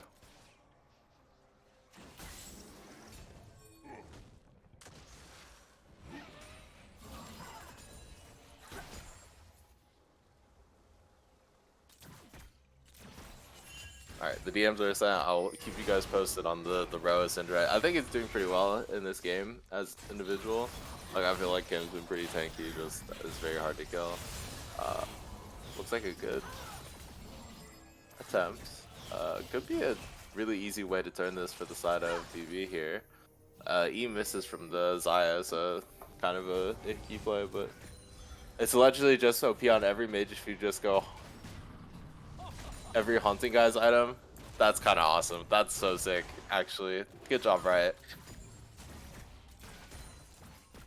So wait, Taxi, are you saying the opinion is just go Roa every game and then stack Haunting Guys items? That's so fucking good. Nice job, Riot. Good balance team, bro.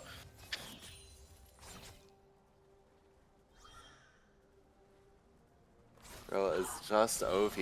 Nice. Thanks, bro. Do you even take Bloodletters? Maybe. I don't know, it's like Turbo on the Blanc. Okay, that's interesting. Yeah, it's really good on Ari. I've seen a lot of people go out on Ari, but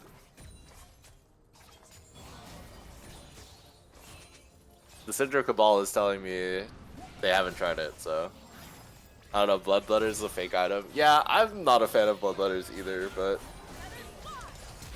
it's better on like weird AP bruisers. But play coming out from bot lane here, but good disengage from the Lulu. That is walking back up, does get the feather pull, but not much other than that. Looks like they should just try to collapse onto this dragon here.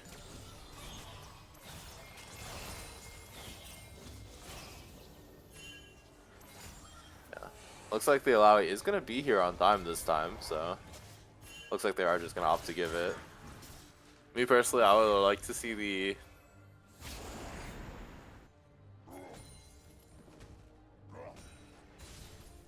I would like to see the Rift Arrow drop bot lane. Just try to break this tower, try to get a little more gold into your pocket from the side of BB. So, but yeah, they are just gonna go Roa into Seraph. It's going to be so tanky. The combo comes out from Gam, doesn't do a whole lot of damage, but I guess you are just unkillable on the side of BB here.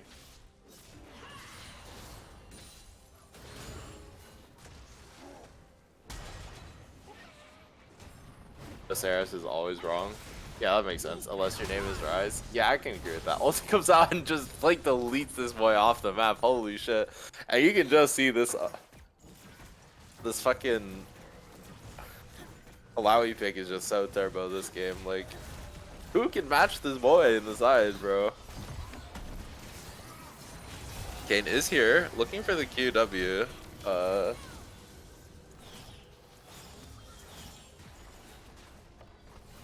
not much is really happening. Syndra is also getting this mid tower for free, so they are really utilizing the 6 growth buff as well. So good pull from the side of BB, just insta-procking the slow. And yeah, BB is in a pretty good spot, has a 3k gold lead. This is kind of where you want to be. I feel like they outscale as well. Like, the Volibear isn't super great late game compared to like a Red Cane, especially if you have like 3 tanks to dance around on, so. Yeah. Yeah, I mean, yeah. Noam is kind of agreeing with me in chat that Kane should just be Exodia in this game, and Alawi is just unanswerable inside. So we'll have to see if they can close it out here from the side of BB. They have a really good gold lead, so I feel like they're in a very solid spot. They want to go to game 3, but not much really they can do on the map right now. Just want to make sure that they can't get Flash W comes out from Mike. Might be a little desperate here. The ulti comes out from the Kaisa though in response. So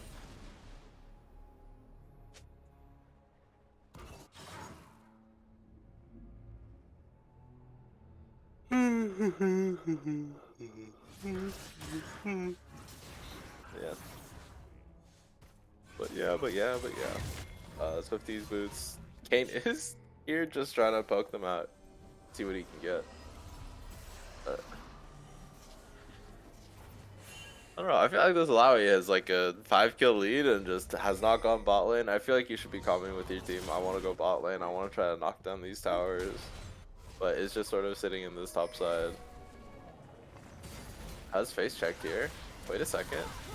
The Kaisa is here as well, so there is damage for the Alawi here potentially, but does manage to get the slow onto the Nautilus. But I feel like you could also just start trying to set up for an autocon play from the side of BB. Maybe just try to force the envelope a little bit. As the Zaya has also finished the Navori, so they are on 2 items. Kaiser also is on Kraken and components for Ginsu's. Did manage to pick up the Ginsu's on this base though, so they are pretty even with the Zaya. I want BB to win, however, I'm sitting in the cuck chair watching all of my season 5 teammates have potential playoff runs while I haven't been in playoffs in seasons. True. Oh yeah, I have a meme for you, Taxi. It's crazy.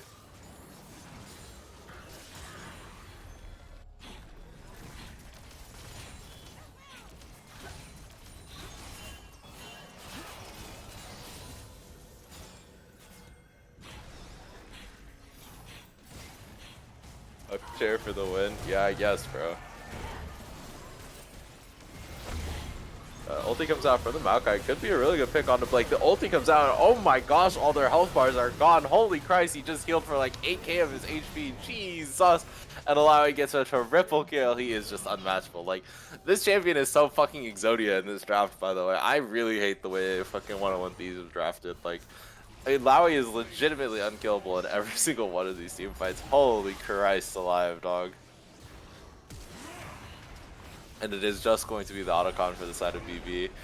And he uses the Herald trying to get away, but the damage coming out from the Azir is just too much. And good Lord Almighty, it should just be a really nice position for BB to be in. 4-for-1 play, but like, do you care if your Syndra got picked there?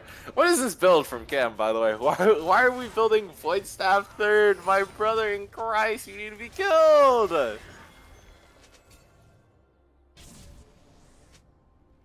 Just build Cosmic or something. I don't understand, bro. This has to be an illegal Syndra build. Like, what is this, dog?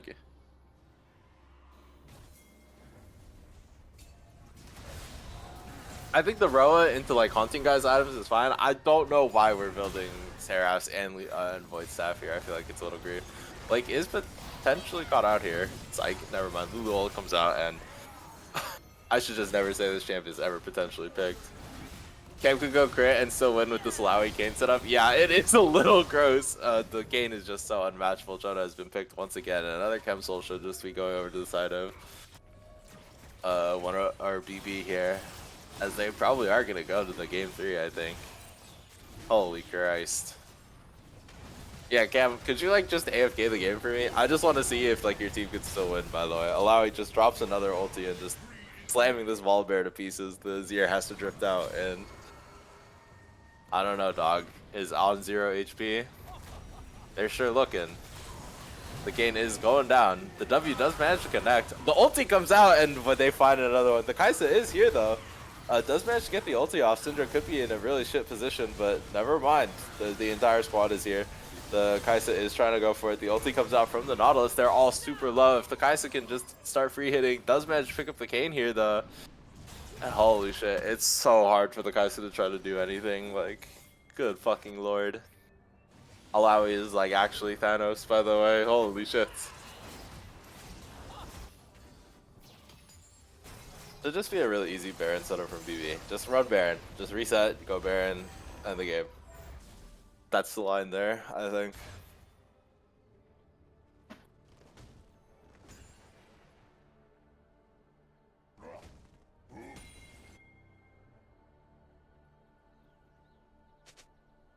One is going for engage comps and got super easily countered. Yeah, I think BB did a phenomenal job. I heard they reprinted 500 units. I have played it, some of the new TFT set. It's kind of fun. I liked it. I've been playing a little bit of it when I'm not practicing with my team. So, but yeah, it's decently fun. They reprinted some interesting units. Do you remember that one Syndra where you could put units on the bench and then pull them up? They reprinted that. I don't remember which one that was, but yeah, the new Aurora in that set, or in this set, has been that. So it's been pretty good. Anima Squad is kind of funny. It's a little broken right now. We should play after the series if you want. I'd be down. Potentially, we'll see. But yeah, it should just be a really easy Baron setup from BB here. Just try to make sure you can lock down the game. Talk about the game, Mason. Dude, there's nothing to talk about. I'm gonna sit here and say, yeah, fucking BB should go Baron like 20 times in a row. Like, what do you want me to talk about, bro? There's nothing here. Set up on Baron, like, look for picks. Like, yeah, okay, cool. It's like, yeah, I know. I don't know. I'm feeding the caster things to talk about. True. Another pick on 101 Thieves, just finding out the Nautilus here. Good play from Blake, just trying to find a really good pincer position. Just, yeah, they should just be hitting Baron now. The jungler just used by bot side. We're still not hitting Baron, by the way. Like, I guess they just don't want to end the game. Like, they can just hit Baron for free here, by the way. Like, these past, like, 10 minutes, they could have just been hitting Baron. Like, as Blake is still just unmatchable in these side lanes. They're sending one person after him. This Maokai cannot hold him here forever. The Kai'Sa is here though. The Volibear is still looking for it. W is hit onto the Kai'Sa. They do manage to just pick him up. The Syndra is just so strong, and looks like another good fucking scatter from the side of 10, or for the side of BB. Good ulti comes out, but has to flash, and you can just start Baron, by the way. Please go hit Baron. Like, congrats. You burned all their flashes, you burned all their ults. Please just go hit the Nash, dog. And they are finally going to go hit the Nash. Jesus Christ, bro.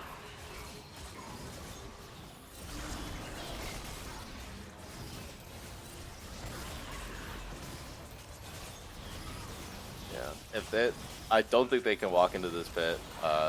They are just gonna try to force the Chem Dragon on spawn, I'm pretty sure. Mason talk about the game for season say hit Nash for 3 minutes straight. That's what they should be doing, bro. Alawi is just 1v5 casually, by the way. Good scatter from Cam just to find the CC onto the Zir. And they could also just end the game with this Nash too, so. Like, this Kayn and this fucking Alawi are just so 1v9 in this game. We're just basing? Okay, sure, whatever. Play it slow, get your resets, get your items, and then go hit Chem Dragon and then hit the base, I guess. My bad. Sorry, bro.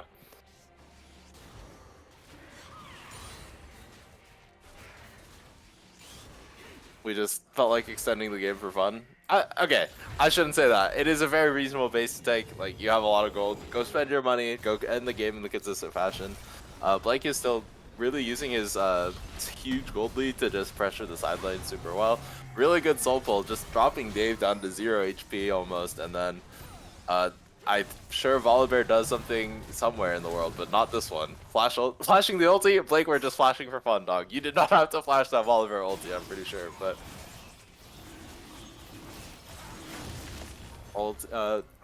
they do manage to pick up the Chem Dragon. They're on Soul Point. Congrats.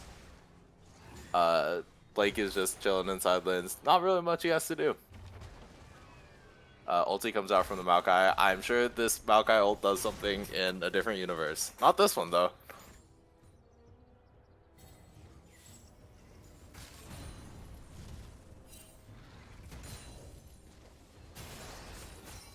Looks like they are just going to try to use the 1-3-1, putting the Kayn in the side lane. I do like this lane setup. It is pretty good. Just making sure that the two people that can kind of just 1v9 insides are in the right spot. Looks like Nautilus is getting picked off once again, and Alawi just having an insane 1v9 performance. Super well played from Blake. Yeah, this should just be the end of the game. Yeah, see, they hit Nash and ended the game, bro. Like, yeah, really well played for BB. I think their draft was insane. Just really good job picking the fucking Alawi. I don't know why Jonah swapped the. I don't know why Jonah swapped the Maokai into the Alawi. I feel like that is just the most troll thing I've ever witnessed in my life. And it's just, it looks super rough. The top side from 101 Thieves just got a little gapped, outdrafted, I think. Holy shit, what an interesting game too. We are going to go on to the game 3. So adaptations, please don't draft this way into the Kayn showing. Like, please change it up a little bit. I don't know, man. Like, we cannot be drafting Maokai like that into Blake blind. I don't know. They have chosen to go for red side this time. I do like this. It does limit the power that Blake has in the solo lane counter pick. So, Yeah, I mean, that was a very different game we saw in game 1. I will just hop on for the rest of the series. It's a game 3. I gotta cast the game 3. I'm actually like the ultimate grifter. I only cast the game 3 fully in the series. But yeah, I mean, I think the prio has literally just been red side this entire series. I don't think it's super surprising. We are seeing a lot of blue side prio throughout the season, but I think these two teams just don't happen to have a lot of overlap in their champ pools, so I think it makes complete sense. yeah. Draft, it looks like it's going to be in about 4 minutes. We actually do have some time to kind of break down what went right, what went wrong in the last 2 games. With 101 back on red side, do you think that they're favored here? I think it's a lot easier for them. I wouldn't say favored. I think the way that BB did their draft in this game too gives them a lot of confidence, and we've seen 101 Thieves have like a lot of issues in game 3. Their game 3s always look really shaky to me, and I'm not super confident in voting for them in games 3. Like, I think every single, like, all of their game 3s look a little rough. I'm not confident in voting on them in game 3. We'll have to see if they draft in the correct way, because like the Kayn and the Alawi picks here, and then they just completely opted into it with the Maokai and Volibear. Like, I'm just so not a fan, and if they repeat it on this next game, it just could be really bad for them. Yeah, I mean, I would hope with red side that you do have the ability to kind of adapt into the draft and pick more smartly instead of, as you said, just kind of drafting into the other team's win conditions for all of it. I think the Alawi red game combo, they basically just get to do the same thing, so that did end up being really good for BB that game. But I mean, I think 101T can pull it together. I think draft has been something that's been called out for that team kind of throughout the season. So I don't think it's terribly surprising to see it be a weakness in this series. And I think also, like, Blake especially, I guess, but BB is definitely a team that has had pretty good drafts. So I think that definitely could be the difference maker. And if 101 Thieves has a bit of a subpar draft this game, I don't think that would be a surprising way for them to end up losing the series. But I think their gameplay has looked a little bit better over the course of the first 2 games. It feels like they just got off to a terrible start in the second game and just didn't really have much that they could do. So they had to force a little bit, and that got them a bit more loose. So I think if they're able to get on even footing in draft, I think 101 Thieves does have the slight advantage. Don't know if you agree with that, though. No, I think I'd agree. I also think they should try to shift away from this Kai'Sa Nautilus setup. I think BB has kind of figured it out. Like, in game one, I think Alex just didn't know the matchup as well, and they got really punished for it. But in game two, him and Mimi were online. Like, they were beating Dave and Douglas in the 1v1s, or the 2v2s. So, like, I think it's really important for 101 Thieves in this third draft. I think they really got to adapt to the Lulu Zaya. I think 101 Thieves, BB just has their number on the spot side as well. I don't think we pointed it out earlier. Like, outside of the Red Cane and the Lawi, like, I think they've set up their draft in a really good way, and I want to see 101 Thieves adapt for that. So. Oh, 100%. And I think even in the first game, I think Alex was the strong suit there. I mean, Omar did call out some positioning issues that he had in that last team fight, but the amount of damage he was just spitting down with the Zaya pick was super powerful. And I think the kind of hard engagey style of composition that 101 Thieves has been leaning towards all series, I think has definitely benefited the Zaya a lot. So it's also possible we could just see a Zaya ban and then you stick to the Kai'Sa Nautilus. I don't know what ban you would necessarily drop for that. But since you would have red side, you could kind of counterpick something, but it is a little bit harder to lose a ban when you're on red side. So I think that could be a bit difficult, but we should be getting to draft any minute now, actually. Yes, let's go. I don't know. They could leave the Rengar up. I've heard rumor this champion is not that good right now. I don't know how true that is, like, but I don't know. It is tough to like not ban his Rengar. It's one of his best characters, so. God. And they could like pick some like funky Ivern lanes or something. I don't know. VV would be the kind of team to do that. IMO, so. As we see, they are gonna just opt into the Katarina ban. Banning Rengar is bait. Yeah, I mean, one could argue. Mike will never pick it. I feel like there are spots he would pick it. But it looks like it is going to be the Katarina ban. 101 Thieves is going to stick to the Rengar ban. Ash ban as well for Dave. I still do like these bans for the side of BB, just limiting the amount of agency that both Juan and Dave can have.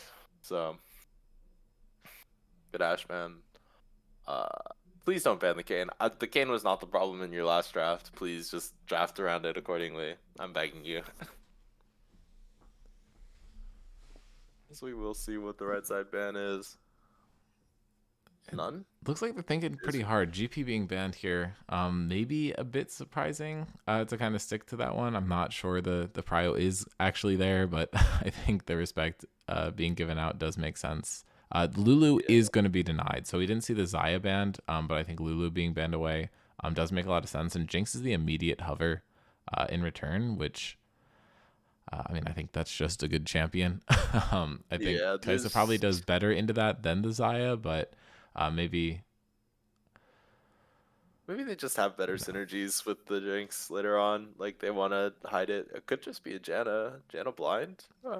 Yeah, I wonder if a pick here, like I wonder if you're baiting out maybe like a Jinx counter, or maybe like the Jinx denial to try and mess with their heads. I think sometimes hovers like that go away because you decided against the pick, and sometimes they go away because you decide to pick it later. Yeah. We'll see. I do like the adaptation of the Lulu. Oh, looks like it is going to be the Varus. Do you know how the Janna Varus goes? Like, do you want to be picking Varus into Janna, or? I mean, I think she's one of those champions that can interrupt his arrow kind of surprisingly, but it's not immediate CC. And her ult is not really going to help versus Varus ult. I think it's probably a solid spot for the Varus. I know Varus has not necessarily looked the greatest this season. I will get to see the full stats once all that gets generated out. I think I'm a a huge fault of the Varus win rate here. But Xin Zhao is actually a champion that we on Rift Sharks banned away from Nishan in our first series against him. It's something that we are pretty scared about. He's able to make these proactive plays across the map, and 101 seems to be really pushing the tempo with both of their picks so far, especially if we do end up seeing the lethality Varus, which I think is going to be the correct move into the Jinx and Janna, because you're not going to outscale playing on hit. So I hope to see something way more aggressive. Varus Kench is actually really good with the lethality Varus, since you don't have the sustained damage output with the lifesteal that on hit Varus has, so that could be an angle. But I know that Thresh and Nautilus are also champions that Douglas is super comfortable on, and I think they could build a composition around any of those 3 champions, although I'd kind of prefer to not have the Thresh because it pushes them a little bit too late in the game to spike, in my opinion. Yeah, I think I'd prefer to see the TK as well. TK with Nautilus, or TK with the Xin Zhao as well. If you can get the Xin Zhao out of some weird spots, it's also really good. Can pair super well. Looks like they are just going to opt into the Thresh. They are revisiting the Kane pick as well. I think this is still a flex. I'm not going to confidently say that it's not a flex, just because I feel like Blake would be the kind of person to pick the Kane top and just try to proxy Jonah, but I don't really know what else Mike would play, so I don't know. We'll see. They did pick the Thresh though. I feel like it is a little tricky to play Thresh into Janna. Like, if the Janna is positioning really well, it's kind of hard for the Thresh to play the game. But I guess we'll see.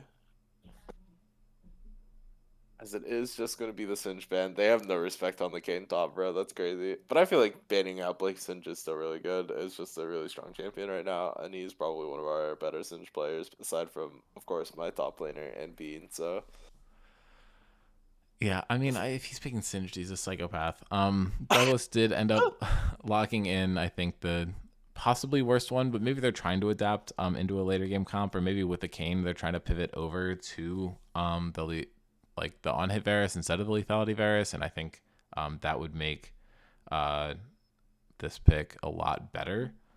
So I don't know. I think the tried and true league team composition is like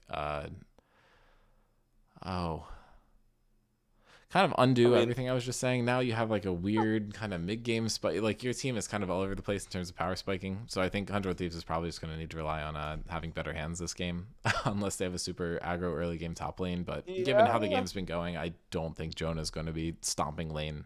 So I don't know. Not a huge fan of the 101 Thieves comp so far.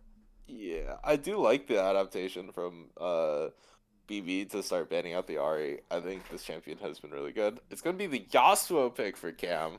Okay. Jesus Christ. I mean that is a good Lux matchup. That's is so ego, crazy slam though. Yeah, it's good as a Varus too, right? You win while the ulti if you can see it coming. Like, it's not the worst here. Yeah, no, I mean, I think it is a good pick for it, and with Red King, you do have a knock-up. I think Blake just should pick Malphus. Orin is almost just as good. Yeah, I love it. That's crazy. That's really funny. I think it's kind of funny for Blake just to say, yeah, you cannot outbeat me, so I'm just gonna sit here and take the easy matchup and just beat your ass, bro. Yeah, I mean, there's definitely some picks into the Orin that can do pretty well. I don't hate Silas here. It could be very interesting. Not the most conventional pick, but I guess Malphite just goes on everyone's brain when they see Yasuo. The amount of games I've been in where Yasuo is picked and the enemy team picks Malphite, not even as a denial, is very interesting. But also, if you do look at the team, it's Kayn, Jinx, Yasuo. Like, this is a full AD damage comp.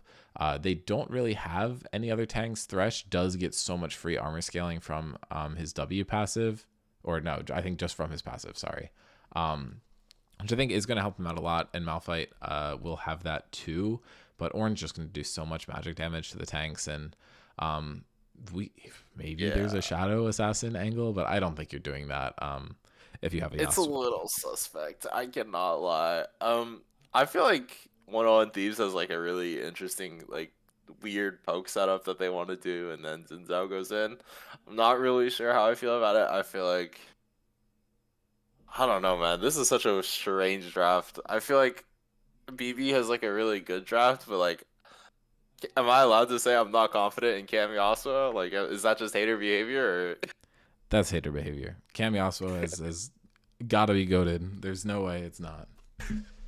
Okay, all right. If you say so, I will cast my vote on BB winning this draft. But like, this, I every time I see Yasuo in draft, I feel like I just lose like 90% confidence in the draft. Like that's just me, bro. I'm sorry. Maybe. I definitely understand where you're coming from. I feel like Yasuo is one of those champions where you gain so much from it if you just one trick the hell out of the champion. I think in this composition though, it's a lot more straightforward It's to play, easier. and I don't even think you need to execute the Yasuo that highly for this composition to be super successful. I think the Xin Zhao is the most important pick in this game, and I think if he's able to get a lot done in the early game, it could completely seal the game in 101 Thieves' favor. And if he kind of fails to do that, I think their team completely falls apart. They spike super hard on 6 across the board, and they're going to keep getting stronger into the mid game. But once you hit late game, if you don't have a severe lead, I think 101 Thieves is going to completely fall apart. The scaling advantage for BB is absolutely disgusting. So 101 Thieves probably needs to look for a sub 30 game here, or I think they're in big trouble. Yeah, definitely want to. I think they should just try to play for their bot side. The Thresh and the Bears have a lot of setup for the Zendao, so like if you can get like a really good advantageous position to just start stacking those dragons, play for those early bot sides. So who won game 1? Was it 101 Thieves? Yeah, it was 101 Thieves. They had a really good game 1, so Future will pay out the predictions here. I think the question also really comes down to, can this Kane get online before he gets really shut out of the game by the enemy jungler for 101 Thieves? Kane takes a little longer to get online than other junglers, so we'll have to see, to be honest.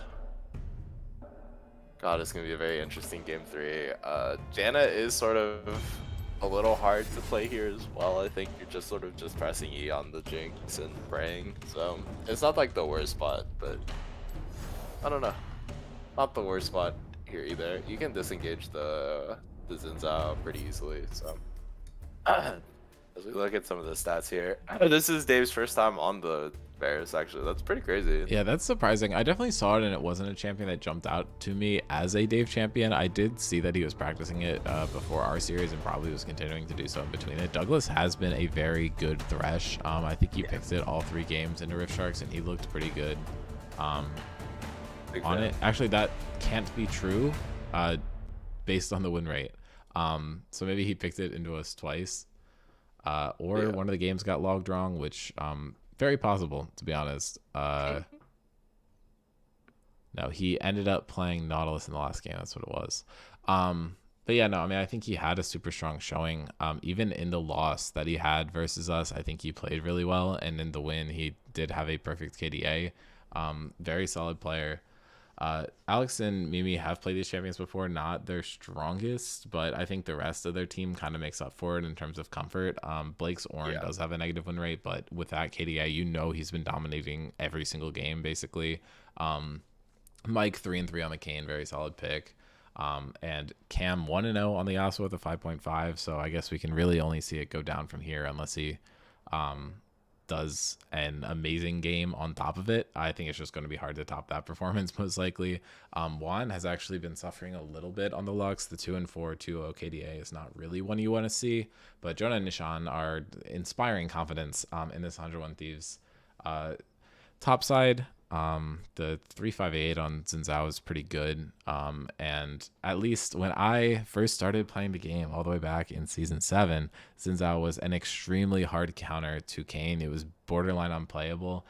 This, of course, was when you had to fight over Scuttle Crab at like level 2 or 3 every game. So I don't think that's necessarily true now. The most evil meta ever. Yeah, bro. no, Holy shit. that was legit miserable. That was the worst ever.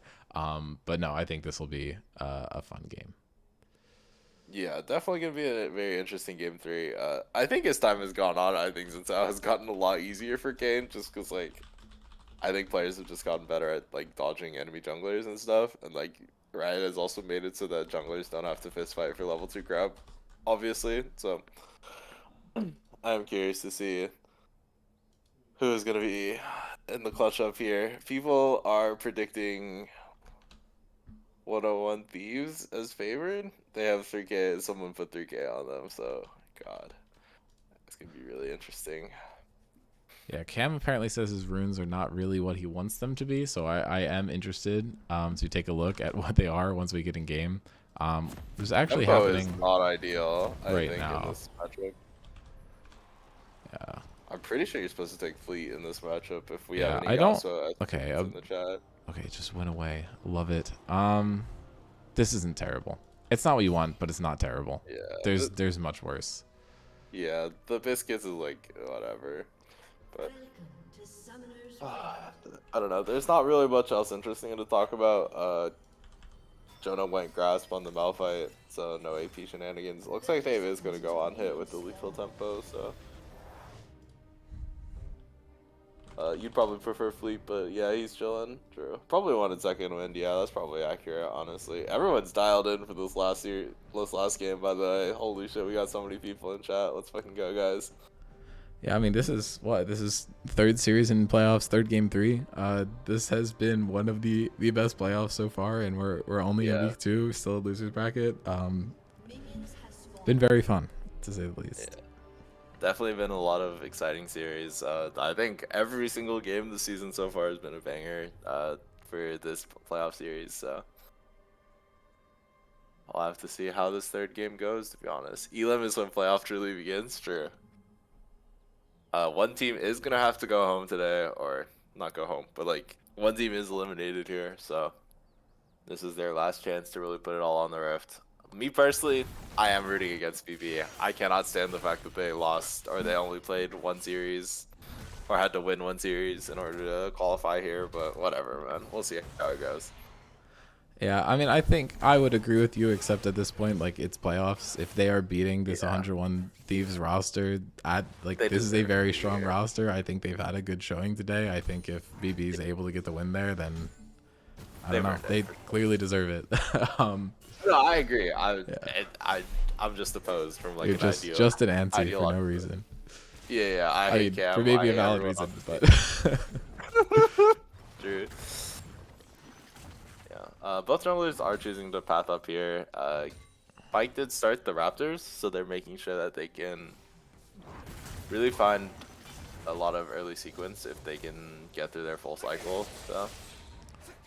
I mean, I do think the kind of comparison across these rosters is pretty interesting, because if you look over at 101 Thieves, you have Jonah, who's been around since like season 0, season 1, and then everyone else is literally new this season. And then if you look over at BB, 3 of them have been around since the beginning of Scrim Zone, and 2 of them joined in season 5, which is the beginning of like the current Scrim Zone era. So you got a lot of old heads over on BB versus the new blood in 101 Thieves. So I think having this playoff experience, all of these players have had a bunch of playoff games under their belt. So if that does matter, I think we will see it in this game 3. Well, Blake going for a really aggressive trade here, but not much coming out of it. Yeah, I would tend to agree, honestly. It's been really exciting to watch these new players try and perform. We'll see if the old men clutch factor can come in here for them. So yeah, I mean, I think it's going to be a pretty exciting game 3. We already saw a bunch of top lane trading go down, and there's actually a huge advantage to Ornn in the CS department, and they're actually trying to collapse on Blake. I'm not sure if this is going to go in his favor. Mike having to flash out, but that's 2 flashes burned, but you're able to save Ornn's life, and that's going to keep this lane pretty even. If they were able to get a counter kill on him, it might have undone all the pressure he was able to secure over the first few waves.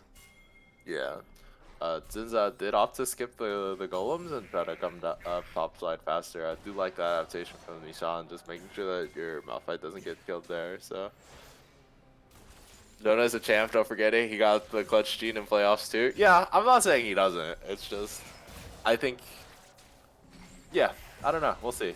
And looks like a trap's coming down from the bot side. Looks like they're going for a pretty aggressive trade here, but oh, Jinx dropping pretty low. Just utilizing this early Varus pressure very well from Dave. I like this from him. Q comes out. Ooh, does connect, but not enough damage. Yeah, playing in the wave there was really smart from Alex. It actually cuts Varus' damage down by so much, especially when he doesn't have that much AD actually built. So just smart play from there. You can tell that there's a lot of experience. Alex also a bit of a Varus player, so it's not surprising that he'd know that. A huge -1 coming out from the Ornn there. True. Good hook from Doug, but Tornado coming out, just engaging this trade pretty well. So. Yeah, the healing coming out for Jinx was not too bad. I think there's probably like a biscuit or something eaten. Plus the pot got chugged. I'm checking the runes, but no, actually not. I think it's just the Legend Bloodline and the healing. Yeah, definitely just playing it slow. Very slow early game for both teams here. Just trying to play for scaling. I think that does favor at least BB for super late game. I think if 101 Thieves can get into mid game unscathed and then really unlock their map, like this could be kind of bad for BB up here. Blake is just going to be screwed here, gets rooted up, and they are going to find the kill into the Ornn that they weren't able to get last time. Jonah just needs to be a little safe, but that should be pretty easy. And First Blood is going to be picked up by Juan here. And actually, the Zinzao is just holding the mid wave, so not a huge loss unless they're able to counter jungle his Raps and Krugs. And with how strong he is early in the game, I think they're going to be able to. Jonah just hit 6. I don't think he has enough mana for ulti, which should mean that he's just going to fall down here. But the Q gets him so much, and the flash was already burned from the Kayn earlier. So Mike's just going to have to take some orbs and go home. And Malphite ult was saved, which is actually huge. Good play from 101 Thieves. Good rotate from Juan, honestly, just knowing that he can get a free kill if he walks up there. And then, yeah. Jonah doing a really good job baiting it. Is going for the tier setup. They could just take the grubs here, but we'll see where it goes. I think with this tempo, it's possible that Dragon's contestable too, and Varus is still sitting on starting items. Jinx, although down like 20 CS at this point, did get a purchase, so I think she's going to be a little stronger on Dragon. It's going to be hard for them to contest this, though, with the Lux and Zinzao rotated already. Yeah, it looks like they are just going to go for the classic grubs for Dragon trade. Verdict is still out. I feel like these two objectives can be equivalent if you know how to utilize them correctly. So yeah, and I think a lot of it is like the pressure you get from getting 3 grubs actually does help you out a lot. So I think if you're able to utilize that going into the next set of grubs, that's super important. Yeah, I mean, giving over 6 grubs is absolutely abysmal, and giving over 4 isn't great. So the other team kind of wants to 3-0 sweep the grubs. But I mean, we've seen tons of teams just give over full 6 grubs and be completely fine. So yeah, definitely. Ooh, good combo from Juan. Does manage to chunk out the Yasuo pretty well, but yeah, Cam only throwing out the wind wall to block the Lux ultimate, which doesn't actually do anything. It did stop an auto, but you know, that's maybe the Cam Yasuo competence decreasing a little bit here. True. Yeah. 101 Thieves, I think they do want the Dragon stacking as well, like we were talking about. If they can get Soul with their mid-game spike, they feel in like really good position. So I do like the priority on Dragon from them. Just try to get these Dragons, try to get scale up a little bit, and just try to make sure that your mid-game spike is as strong as possible. Cam dashing through the minions, good find from Juan to disengage the play. Ooh, and Cam walking up into the E, trying to take the minion. That's gonna hurt him a lot, actually. But Blake's pressuring, trying to play around the brittle. Malphite ult being up makes this a little scary, but I think overall Blake has been dominating the lane. Does have the completed Negatron cloak, which is going to help him out a lot. And Malphite being able to pick up tier here is super useful. Malphite has severe mana problems, and I think it's going to help Jonah manage it a little bit. Maxing the Q does increase its mana cost, though, so it's definitely not something that's easy to manage. Cam going in actually does immediately get flashed in on by the Zinzao, but is able to just dash through the waves and actually gets Zinzao's flash for his ultimate, which is a very good trade, especially when the Zen needs to be pushing the tempo for 101 Thieves.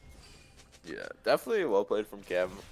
Like Yasuo confidence going back up. Like I think we need like a GIF on screen of like a little slider. Going up. Yeah, the little slider, bro. That'd be really funny. But well played from him. Using his dashes really well. So I do like it. It has the Merc treads as well, critically. So Lux Blind, even if it does hit, has a little bit less value. I think Tabby's has a lot of value versus like the rest of their team. But I think the Mercs with the Mercs versus the Varus versus the Lux and versus the Thresh Q, if you accidentally get tagged by one of these CC abilities, just makes it so that you can't die immediately. I kind of like this from him. And it looks like there is a collapse coming on top side, but I mean, Blake should just be fine. He's going to immune through the knockup. And is now going to look to hit both of them with the ultimate, which he's able to do. And Nishan falling down super low, but the Malphite ult is here to follow up. And now they're looking to just take the kill on the Zinzan. They might be able to keep following up. Brittle proc comes through again, and Malphite's kind of all out of steam. Maybe he has a Q to finish this off. That's so many flashes coming down. All the flashes just came out at once, and that's going to be 3 of them used, and it is going to benefit BB. They're almost able to find the kill onto Alex, but if they can walk the Janna out, I think this play is just across the map way good for BB. That arrow almost hit and would have been fatal, I think, but just not going to find the connection there. Oh, the flash Q. Oh my gosh, the combo. Yeah, but Juan does actually not have enough damage to kill here. Maybe the E will come back up, but I'm now just taking tower shots. The E not going to be enough to kill, and Cam getting out barely there. That's a Merc Tread diff right there. Unironically, holy Christ, bro. Well played for the bot side of BB, though. Managing to survive that kill. I think Jonah also misplayed that top side play. Ulting just the Ornn never feels really good, but... Oh, I thought he was able to hit both, but maybe my eyes are deceiving me. I think your eyes are deceiving you. He immuned it with ulti, I'm pretty sure. Nishan is here bot lane. A good hook from Doug here, though. Does manage to pick up 1. Could be 2 here. Both going on to Varus as well, and that's where you want to be in the side of 101 Thieves. Feats of Warfare is picked up as well.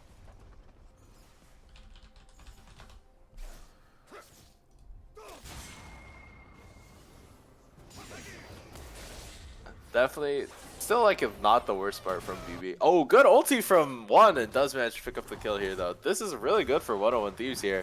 Finding a really good angle here, and it's really going to be on this Kayn to get on the map here again. Does have red form, does have Eclipse, so definitely feeling super comfortable in this draft right now. So we're really committing to this bit, huh? Yeah, I mean, after the solo kill, I think it goes down a little bit, right? But Okay. let me see if I can get this to work. Alright, we'll say it's about there. Okay. Oh my god, I did not mean to scale it. That was gonna be so evil. Yeah, critically, Varus does have the Bork completed as well. It is going to be a Cloud Dragon next, so... Well, it's just gonna cover up Alex's name. Cam going in is able to dash out. Decent trade. And the actual 6 grubs are going over, which I think for the scaling team is going to be nice. As the early game team, you almost need to be forcing these dragons, and getting the grubs denied from you is going to make your ability to end a game quick fall down severely. Cam is going in. It's just going to get rooted up, take a decent chunk of damage, and have to dash out. Bit of an even trade there, but ultimately not benefiting him. Oh, And might now get solo killed again. He almost got picked off there. Any more wind walls in this bar might just disappear off the screen, but we will have to see. And the Chain of Corruption is coming through, perfectly comboed with the Thresh Hook, and Alex is just going to die immediately. Dave is on a roll this game, and Douglas has been there supporting him perfectly. Dave's taken some additional damage, but it does not matter. This on-hit Varus is going to try and propel them into the late game, and getting it that accelerated, you're kind of not sad that you don't have the more early game focused lethality Varus. Yeah, definitely a really good showing from the spot side. I think they've looked so insane. Dave with a really good ultimate on the opener just does manage to get so much value for his team. Blake is here bot lane though. Could be a play, as there is going to be the 3-man collapse here. The Ornn and Yasuo ulti are up, so this could be a little tricky. The slow does manage They can to get the connect. knock up, and they're actually just going to find the Varus, but Varus is able to get out, and the kill does not happen. That is not necessarily what you want to see. I'm not sure if that's actually a fault of the Yasuo, but I am going to decrease the confidence just a little bit more. Douglas able to go in. Knocks 2 of them up with the flay, and now there's 4 people in return, and everyone's so healthy. Varus not even on the map. Everyone else is present. Blake actually able to find a good knockup, and Jonah completely whiffs the Malphite, but Nishan able to find a kill, and Blake is trying to be forced to 1v2 the 2 support-esque champions, and is now going to just be able to hexgate out and survive. So only 1 kill going over there, but it's the 3rd one onto Alex this game, and Mike is just split pushing top lane. I'm sorry, I haven't emotionally recovered from the Jonah Malphite ult. Oh my Yeah, that gosh. was brutal. Jonah, if you do want to win $5, you should go ahead and submit that to the clips competition for embarrassing It's play. almost as iconic as the fucking Dean Malfoy. Holy shit. That one's probably worse, to be honest. Yeah. Cam does have a really good angle. And Cam is just getting 1v1 with the Bears, has to flash away, Okay. and does die. So the flash actually doing Trap comes nothing. I out. think we just need to remove the bar. And Yeah. Alex finally does get his revenge, so maybe there was just setup there. But I don't know. This is looking bad. Yeah, definitely. Like, I don't know, bro. I love Cam, but this is why I have no confidence in y'all players. I'm sorry, bro. Yeah, I mean, Jinx is getting back into the game a lot off of that. That gold influx was pretty solid. Yeah. I don't know. I think that Malphite ult can be up there with the play where Will flashed into the Jhin ultimate and died. That shit was awesome. Yeah. If anyone can holy find that shit. clip and send it to me, you will make my day. Oh, my lord. Yeah, definitely. It's still a really good spot for 101 Thieves. Oh my my god, gosh, that one- was almost just a elite one there, shot from Alpar. Han there. Yeah. I don't think we ever talked about what soul this is. This is going to be the Hex Soul for the side of 101 Thieves. If you can claim this soul, it's so good for you. Being able to get a really easy chain slow onto people should be really, really nice for the side of 101 Thieves, just being able to find these picks on the side lanes. So. Yeah, I think BB needs to do kind of two things coming up here. They need to grab one of the next two dragons to stop the immediate soul stack. They don't want to end up on soul point. They've been doing a really good job up until now of contesting the topside objectives. Maybe they'll be able to trade and get one of those dragons. And the other thing they need to do is just slow the game down. They're not going to be winning these fights. The Varus and Lux, who have huge mid-game spikes, are going to be way more accelerated. The Varus is up a decent amount of gold on the Jinx, so they're going to have that fight advantage. So you want to stall out the game until you're actually going to be able to win those consistently. Blake, or maybe I meant to say these are what BB needs. I might have said 101 Thieves. I'm kind of losing it. I'm really tired. But Blake gets a lot of damage on to that bot tower and is now rotating up towards mid. Does have the ultimate available. He's going to get spotted out and hooked here, but could have the ultimate to win. The Kayn is going to be super powerful, but Blake is just going to have to dash out and can hold the R. Mike does take a bunch of damage too, and that hook from Douglas is huge, and they're just going to make sure that the Kayn is going to fall down. He's going to heal up a little bit, is going to flash and try and get out, but he doesn't get anything from that. Luck's going to be able to pick up the shutdown there. Ooh, good hook from Doug. Honestly, clean Thresh performance from him so far this series. Nishan is going in here though. Does look for the Ornn here. Ulti comes out, does manage to block a lot of the Jinx damage. The Ornn ult comes out here though, could be really bad. Does juke the ulti. The zap comes out, but nothing really in response. They do manage to pick up this mid tower though, pretty sure, for the side of 101 Thieves. And yeah, Blake just kind of got caught a little out of position by the wall there. He wasn't able to get the angle that he wanted, and I don't know. That's just a little bit of discomfort on the Ornn there. I don't think there's too much of an explanation for it otherwise. But now they're looking to collapse. Ornn is not going to be able to be in this fight, and neither is Kayn. So I think they just have to give this dragon over, which is really good for 101 Thieves. If they're able to get a quick soul, they need to be able to capitalize on the Elder that comes up after it. If they don't feel like they're going to be able to get that, then I think you just start giving Hextech Drake so you don't have to deal with the Elder flip. The team fight potential from BB is disgustingly good, but if you keep killing dragons immediately off spawn, I don't think you're going to be close to being outscaled by that point. But I don't know. The game can get a little bit dicey with Elders on the map. We saw that in the Fruitcakes Andromeda series. So yeah, definitely true. Definitely true. But we'll have to see how 101 Thieves want to play out the back half of this game. Definitely, I think ball is in their corner though. They have a lot of options for engage. They have the Malphite R if they want to look for picks. They have Lux Spines. I think quietly, Dave has looked really good, but no, sorry, Dave has looked really good, but quietly Juan has like been 1v1ing the fuck out of Cam, and like this is supposed to be the Yasuo counter matchup, and he looks like he's been winning it on the side of the Lux. So really curious to see how well they can translate all this early gold that they have into like a winning position for them. So Blake also is 2 levels off the ornaments, I believe. He gets the first one, right? So at 13? yep, yeah. Okay, and then he gives them to his team at 14, right? Or Yeah, 14, does he 15, give- 16, 17. So definitely still a little ways out from that Dragon is spawning in 3 minutes, so that's pretty much the next objective. Windwall doesn't block anything. Does manage to get the ulti off. The blind does miss, and Lux does drop super low. The auto comes out and no. delete the bar, bro. The bar needs to go, bro. Oh, Holy no. shit, there's no confidence in this Yasuo, man. Jesus Christ. it's being dear. deleted, bro.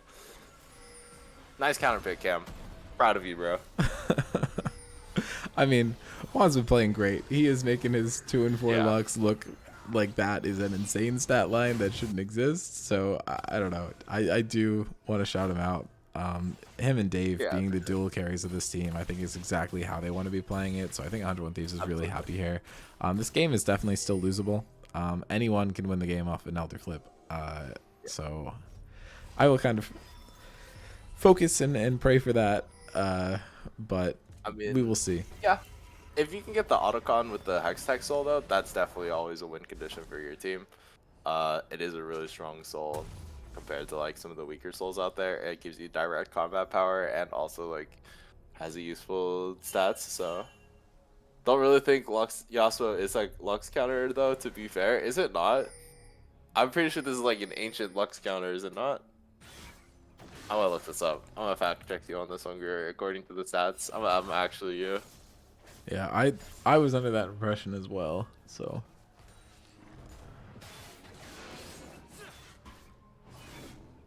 Let me check out PGD.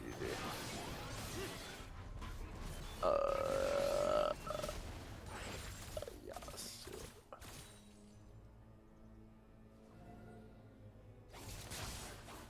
Oh my gosh, Lux has a 54% win rate into it. Holy Christ! oh wait, maybe shit changed. That's insane! Maybe Yasuo just sucks, bro. Yeah, I don't know. We're like league boomers, so back in the day, Something like that. back in my day, Yasuo Maybe Lux gathered just has no Lux. CCs, bro. Yeah. Maybe it's just, Lux just has no CDs anymore, so it doesn't really matter. Yeah, Cam's just an old head like the two of us. That's True. He got I don't baited. know. He got baited, bro. Too much old tech, bro. Yasuo does suck.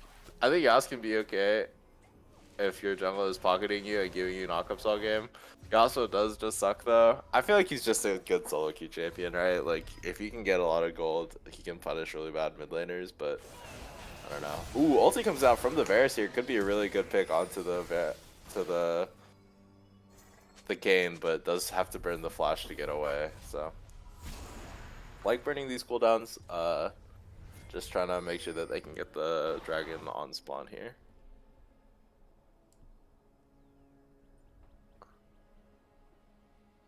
What's the cooldown on the Varus ult, by the way?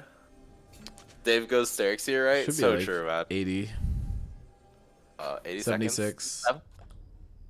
Yeah, Dude, I have like elite ball knowledge for that one. true. The only thing I didn't account for was our little Hextech Dragon.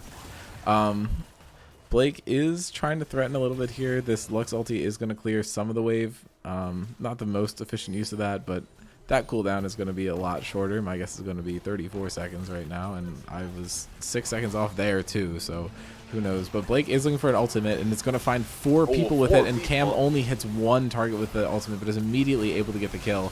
And now they're trying to chase this, and Mike is doing so much work here, able to keep hitting 3 of them with his AoE abilities, and a huge knockup coming out from Blake. They're able to find the kill onto Jonah. Now really Jinx good is going to be fight, resetting, and Douglas trying to survive this fight, but is just going to get picked up by the Kayn. I don't think he's going to be able to survive there. Is going over to Mr. Humble in his light himself, but I think Blake is just going to get gunned down here by the Varus, and gets stuck between a giant laser and an arrow, and is going to end up falling. But Dave flashes in for some reason, is actually going to be able to find the kill onto the Jinx, but should just get picked up for it. But he's actually able to kill the Yasuo too. He was going for the highlight play. He was able to find 3, not able to find 5, but that is going to be the first dragon for the game for BB. Holy shit, Mr. Mark Spector was trying so hard to clutch up in that fight. Goes for the flash That was an outplay, but insane flash, dude. that's some I crazy respect shit. it. I respect the balls. Nishan is gonna be here in time, so they could just go for the flip here. Ulti comes out from the Zin's out here, but you just get outdueled by the Kayn here, and another kill going on to the Kayn. Definitely a rough spot. And this Kayn is also going to be ginormous for the size of BB here. Yeah, I mean, a bit of a desperation play from the Zen there, and then the TP coming through from Malphite too, also not the most necessary. I think if those two had synced up more, I think it could have been a lot more effective, but unfortunately just not the case there. Yeah, definitely. I think some people in chat are talking about it. If the Yasuo gets like a better ultimate in that fight, it would have been just a really free wipe. Like, uh, definitely a very tricky spot to play for the Bears there.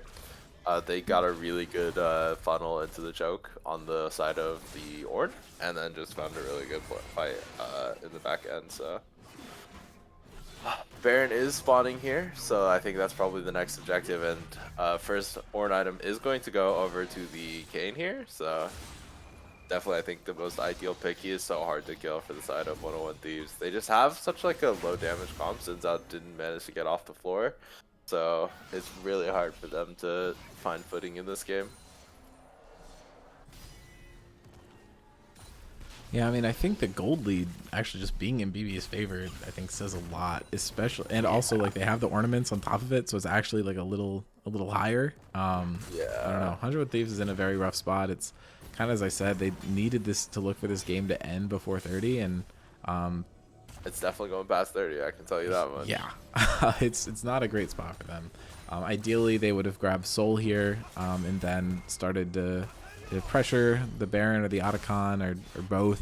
They're not able to do that. This Kayn pick just having so much value again. The adaptations just weren't there. I think Zin's a fine counter if you're able to get anything done in the early game and kind of accelerate the game, which Ishan was surprisingly just not able to do this time around. Yeah, had winning solo lanes, but just really couldn't find the engage. Have to see if Thresh can lander him out of an engage. Yeah. I don't know. It's definitely going to be a little rough here for the side of 101 Thieves. Maybe try to look for the Varus picks again. It almost worked for them last time. We'll have to see if they're able to find it this time. The Varus has opted for the full Terminus on hit setup. So, As he damn well should. Oh my god, I'm so tired of this shit. Yeah, I don't know. Should actually be able to do damage to the Ornn maybe, but also has the plated steel caps, so in theory it's pretty hard for the side of 101 Thieves or BB to kill him, so. Yeah, I mean, I think they just need to focus on locking down the Kayn and just killing him as quickly as possible. Obviously, that's really hard to do. Not something that comes easily, especially with the Sterix available and the ultimate for Kayn, but he is the big threat. I think Ornn you can kind of just let live. He's going to get his ultimate off, but actually Otacon seems to be the real threat to 101 Thieves here, and they're trying to run down Juan here. But yeah, I mean, I think the TP is burned from Ornn, and they're looking to pressure a kill here. They find the knockup onto Douglas. They might just be able to finish off the pick, but good binding from Lux is not going to be enough. Thresh is going to fall. They're able to find the knockup and just chain it into the Kayn W2, and they're able to pick up the kill on the Lux. And that's a 2 for 0. I think they're going to get the Otacon. They might even get the Baron on the back of it, and the next Dragon's going to be up in a minute and a half, and that might be theirs as well. Yeah, the game is sort of slipping away from 101 Thieves here. A couple of bad fights back to back, and they get the Ruinous Otacon. This could easily be a Baron, by the way. Like, I know Nishan did not get picked, but Dave is sort of just pushing mid lane by himself, and this could be really bad for them. He should be able to get this bot or mid tower, so a little bit of gold back in his pocket. So yeah, I mean, this is looking super rough for 101 Thieves. Their composition is kind of showing its limits. They're all super bursty champions with the exception of Varus, which was helped a little bit by him going on hit, but you're just blowing the load of like Lux, Xin Zhao, Malphite immediately, and then just hoping that Varus has enough to clean up. And if he's flashing forward and dying, albeit after getting 2 kills, which was really good, I think you still suffer. Trying to play the kite, especially with the Xin Zhao respawn, and the Malphite TP coming in shortly, I think they could have played a little bit more conservatively in that fight, and I think that's definitely going to be something that gets analyzed for them in VOD review if they end up winning this game, or if they end up losing and just care about it going into next season. But I don't know. I think there's still a lot of potential here. The Varus is obviously still super fed, and both summoner spells are now up, which I think is super crucial. But they're looking for another pick onto Douglas, and if they're able to find it, it's going to be pretty bad. Juan playing Peel again, and this root is going to do a lot. And Cam actually able to find the ultimate, but the Thresh Lantern just comes through. And now Cam is just going to get locked up. Does Windwall the Thresh Hook, which is going to do some, but now Blake gets snared here. It's going to get flashed on. Huge play from Douglas. I'm not sure if it's going to matter. The Chain CC is coming down. Bouncy Castle for 101 Thieves, and Alex is able to find a kill, but the Lux are able to get enough damage down and to return to find one. And now Blake falling down low. It's 2 kills for one side. Now it's 2 kills for each side. Cam trying to get something done, and he is going to end up falling to the Varus. Varus actually able to find 2 here, but the Jinx resets are coming in, and this is going to be a pentakill for Alex if he's able to play it right. But Zinzao on top, and that is going to be a pentakill for Alex. BB Alex turning it up with the Jinx Penta, and he's just going to base on that with the Baron buff. His colors are flying purple, but this game is looking bright banana yellow. Yeah, holy shit. What an insane play from Big Bananas here. They played the initial part of this fight. I think 101 Thieves played it really well. They got a really good disengage from the Thresh Lantern, just making sure that you could scoop out the Lux from that Yasuo play. But the way that they the Windwall from Cam critically, I think, blocked so much of the Bears free hit damage that Jinx was just able to find a really good rocket, get those resets chaining, and just a really good play for the side of Big Bananas here.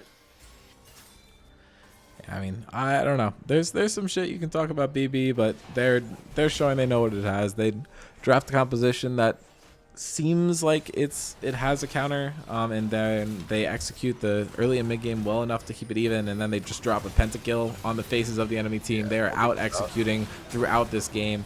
The Zinzao ult just going to stall the inevitable a little bit. That's 2 kills going down, and then the resets are coming through. That was a flash from Cam to actually hit that and go in. The confidence is going to go up. He finds the kill in the tower. Raise the confidence a little bit. Yeah, we can bring some of that back. He's not quite fully green yet, but he's growing. But that was a nice play from Cam, kind of make it up. We have 2 upgraded IEs for BB, which is insane, and they're just pressuring to end the game here. You have Jinx resets coming through. You have 3 dead, a bunch of them for a couple seconds, and Cam able to find another ultimate. That ult timer is ridiculous, by the way. He found 2 basically back to back, and now they are just going to be able to pick up this game. And BB really strong showing here. This roster for this team looks fantastic. They did end up dropping that early game, and then they really put it together and turned it on. And unfortunately, we are going to see 101 Thieves eliminated from Season 9. I think they had a really good showing. They were able to make it into the top 4. They did not have the break week, and BB clearly just got their shit together in the time off and really showed it. So congratulations to them. Well fought. Yeah, definitely a great series from BB here. Little rough to see 101 Thieves go in this bracket series, but I think in that game 3, I think both Blake and Cam, I think everyone just turned it on, to be honest. That they all played super well, and then just really making sure that Dave could not keep the snowball going. So yeah, I mean, I want to pull Blake in because it's Blake. I think that would be funny. I don't know if he necessarily got an MVP or anything, but I think you did, but I don't know. Yeah. All right, Blake. Oh, what the fuck? What the fuck? Jump scare. What? You're here for the interview, dog. Before anything happens, I have to call out somebody. Go. Matt Steves says draft his ass last game, and then I don't know, they skate with a big bananas blast. So I don't know. You tell me. You tell me. Which game was the bad draft? Last game. Last game? No. What is he on drugs? Yeah, he said the draft was ass. I don't know.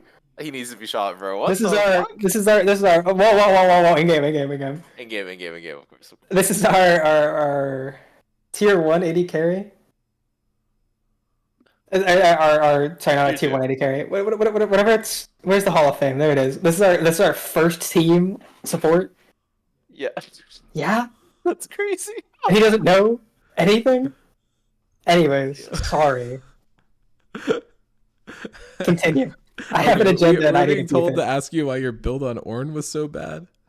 What? Why is my build on Ornn so bad? What? My build was good. I don't know. I thought it was fine, but that's what the chat is saying. I don't know who Love Much 12 is, but Or just go Jack Show because it's the best upgrade, and I'm permanently scaling into Malphite, and I don't want to like have a bad upgrade at him. And I can see it. yeah, and then I just go Unending Despair for tankiness, and then I just get Locket, and Tonight's Vow was gonna be the last, just so I can protect my little pookie bottom. Support items. That's fair, I guess. I don't know. It was kind of boring, bro. He won so clear. It was good. I like it. Go Heartsteel. So true, Ollie. I don't know. I don't want to go Fart Steal because I need resistances. And if I go Fart Steal, then I don't get Jack Show and Unending. I just need resistances that game. If I go HP, then I'm just gonna get fucking melted by Funny Little Man. Yeah. Yeah. Okay, that makes sense. If you go resistances, like I feel like that makes sense. I like that. Yeah.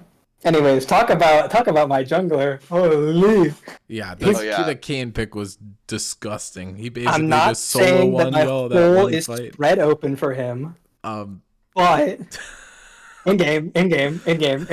oh my god. Sorry. I mean, I knew what I was getting into when I dragged you into Sorry, the call. I'll temper myself. that's Any okay. questions for the greatest team in Scrims history?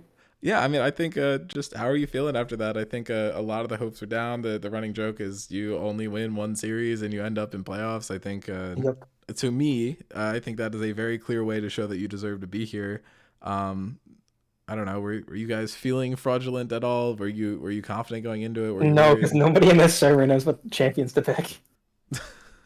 That's crazy. Okay. So you just purely Okay. draft diff. You played against a team that I think we've pointed out has had a few struggles in drafts, so you can just turn it up and win. Let's So be 1-5 every single game, guys. We are the Chinese. We can do it. So true. So true. Well, I'm definitely excited to see y'all's next series. I think it'll be exciting.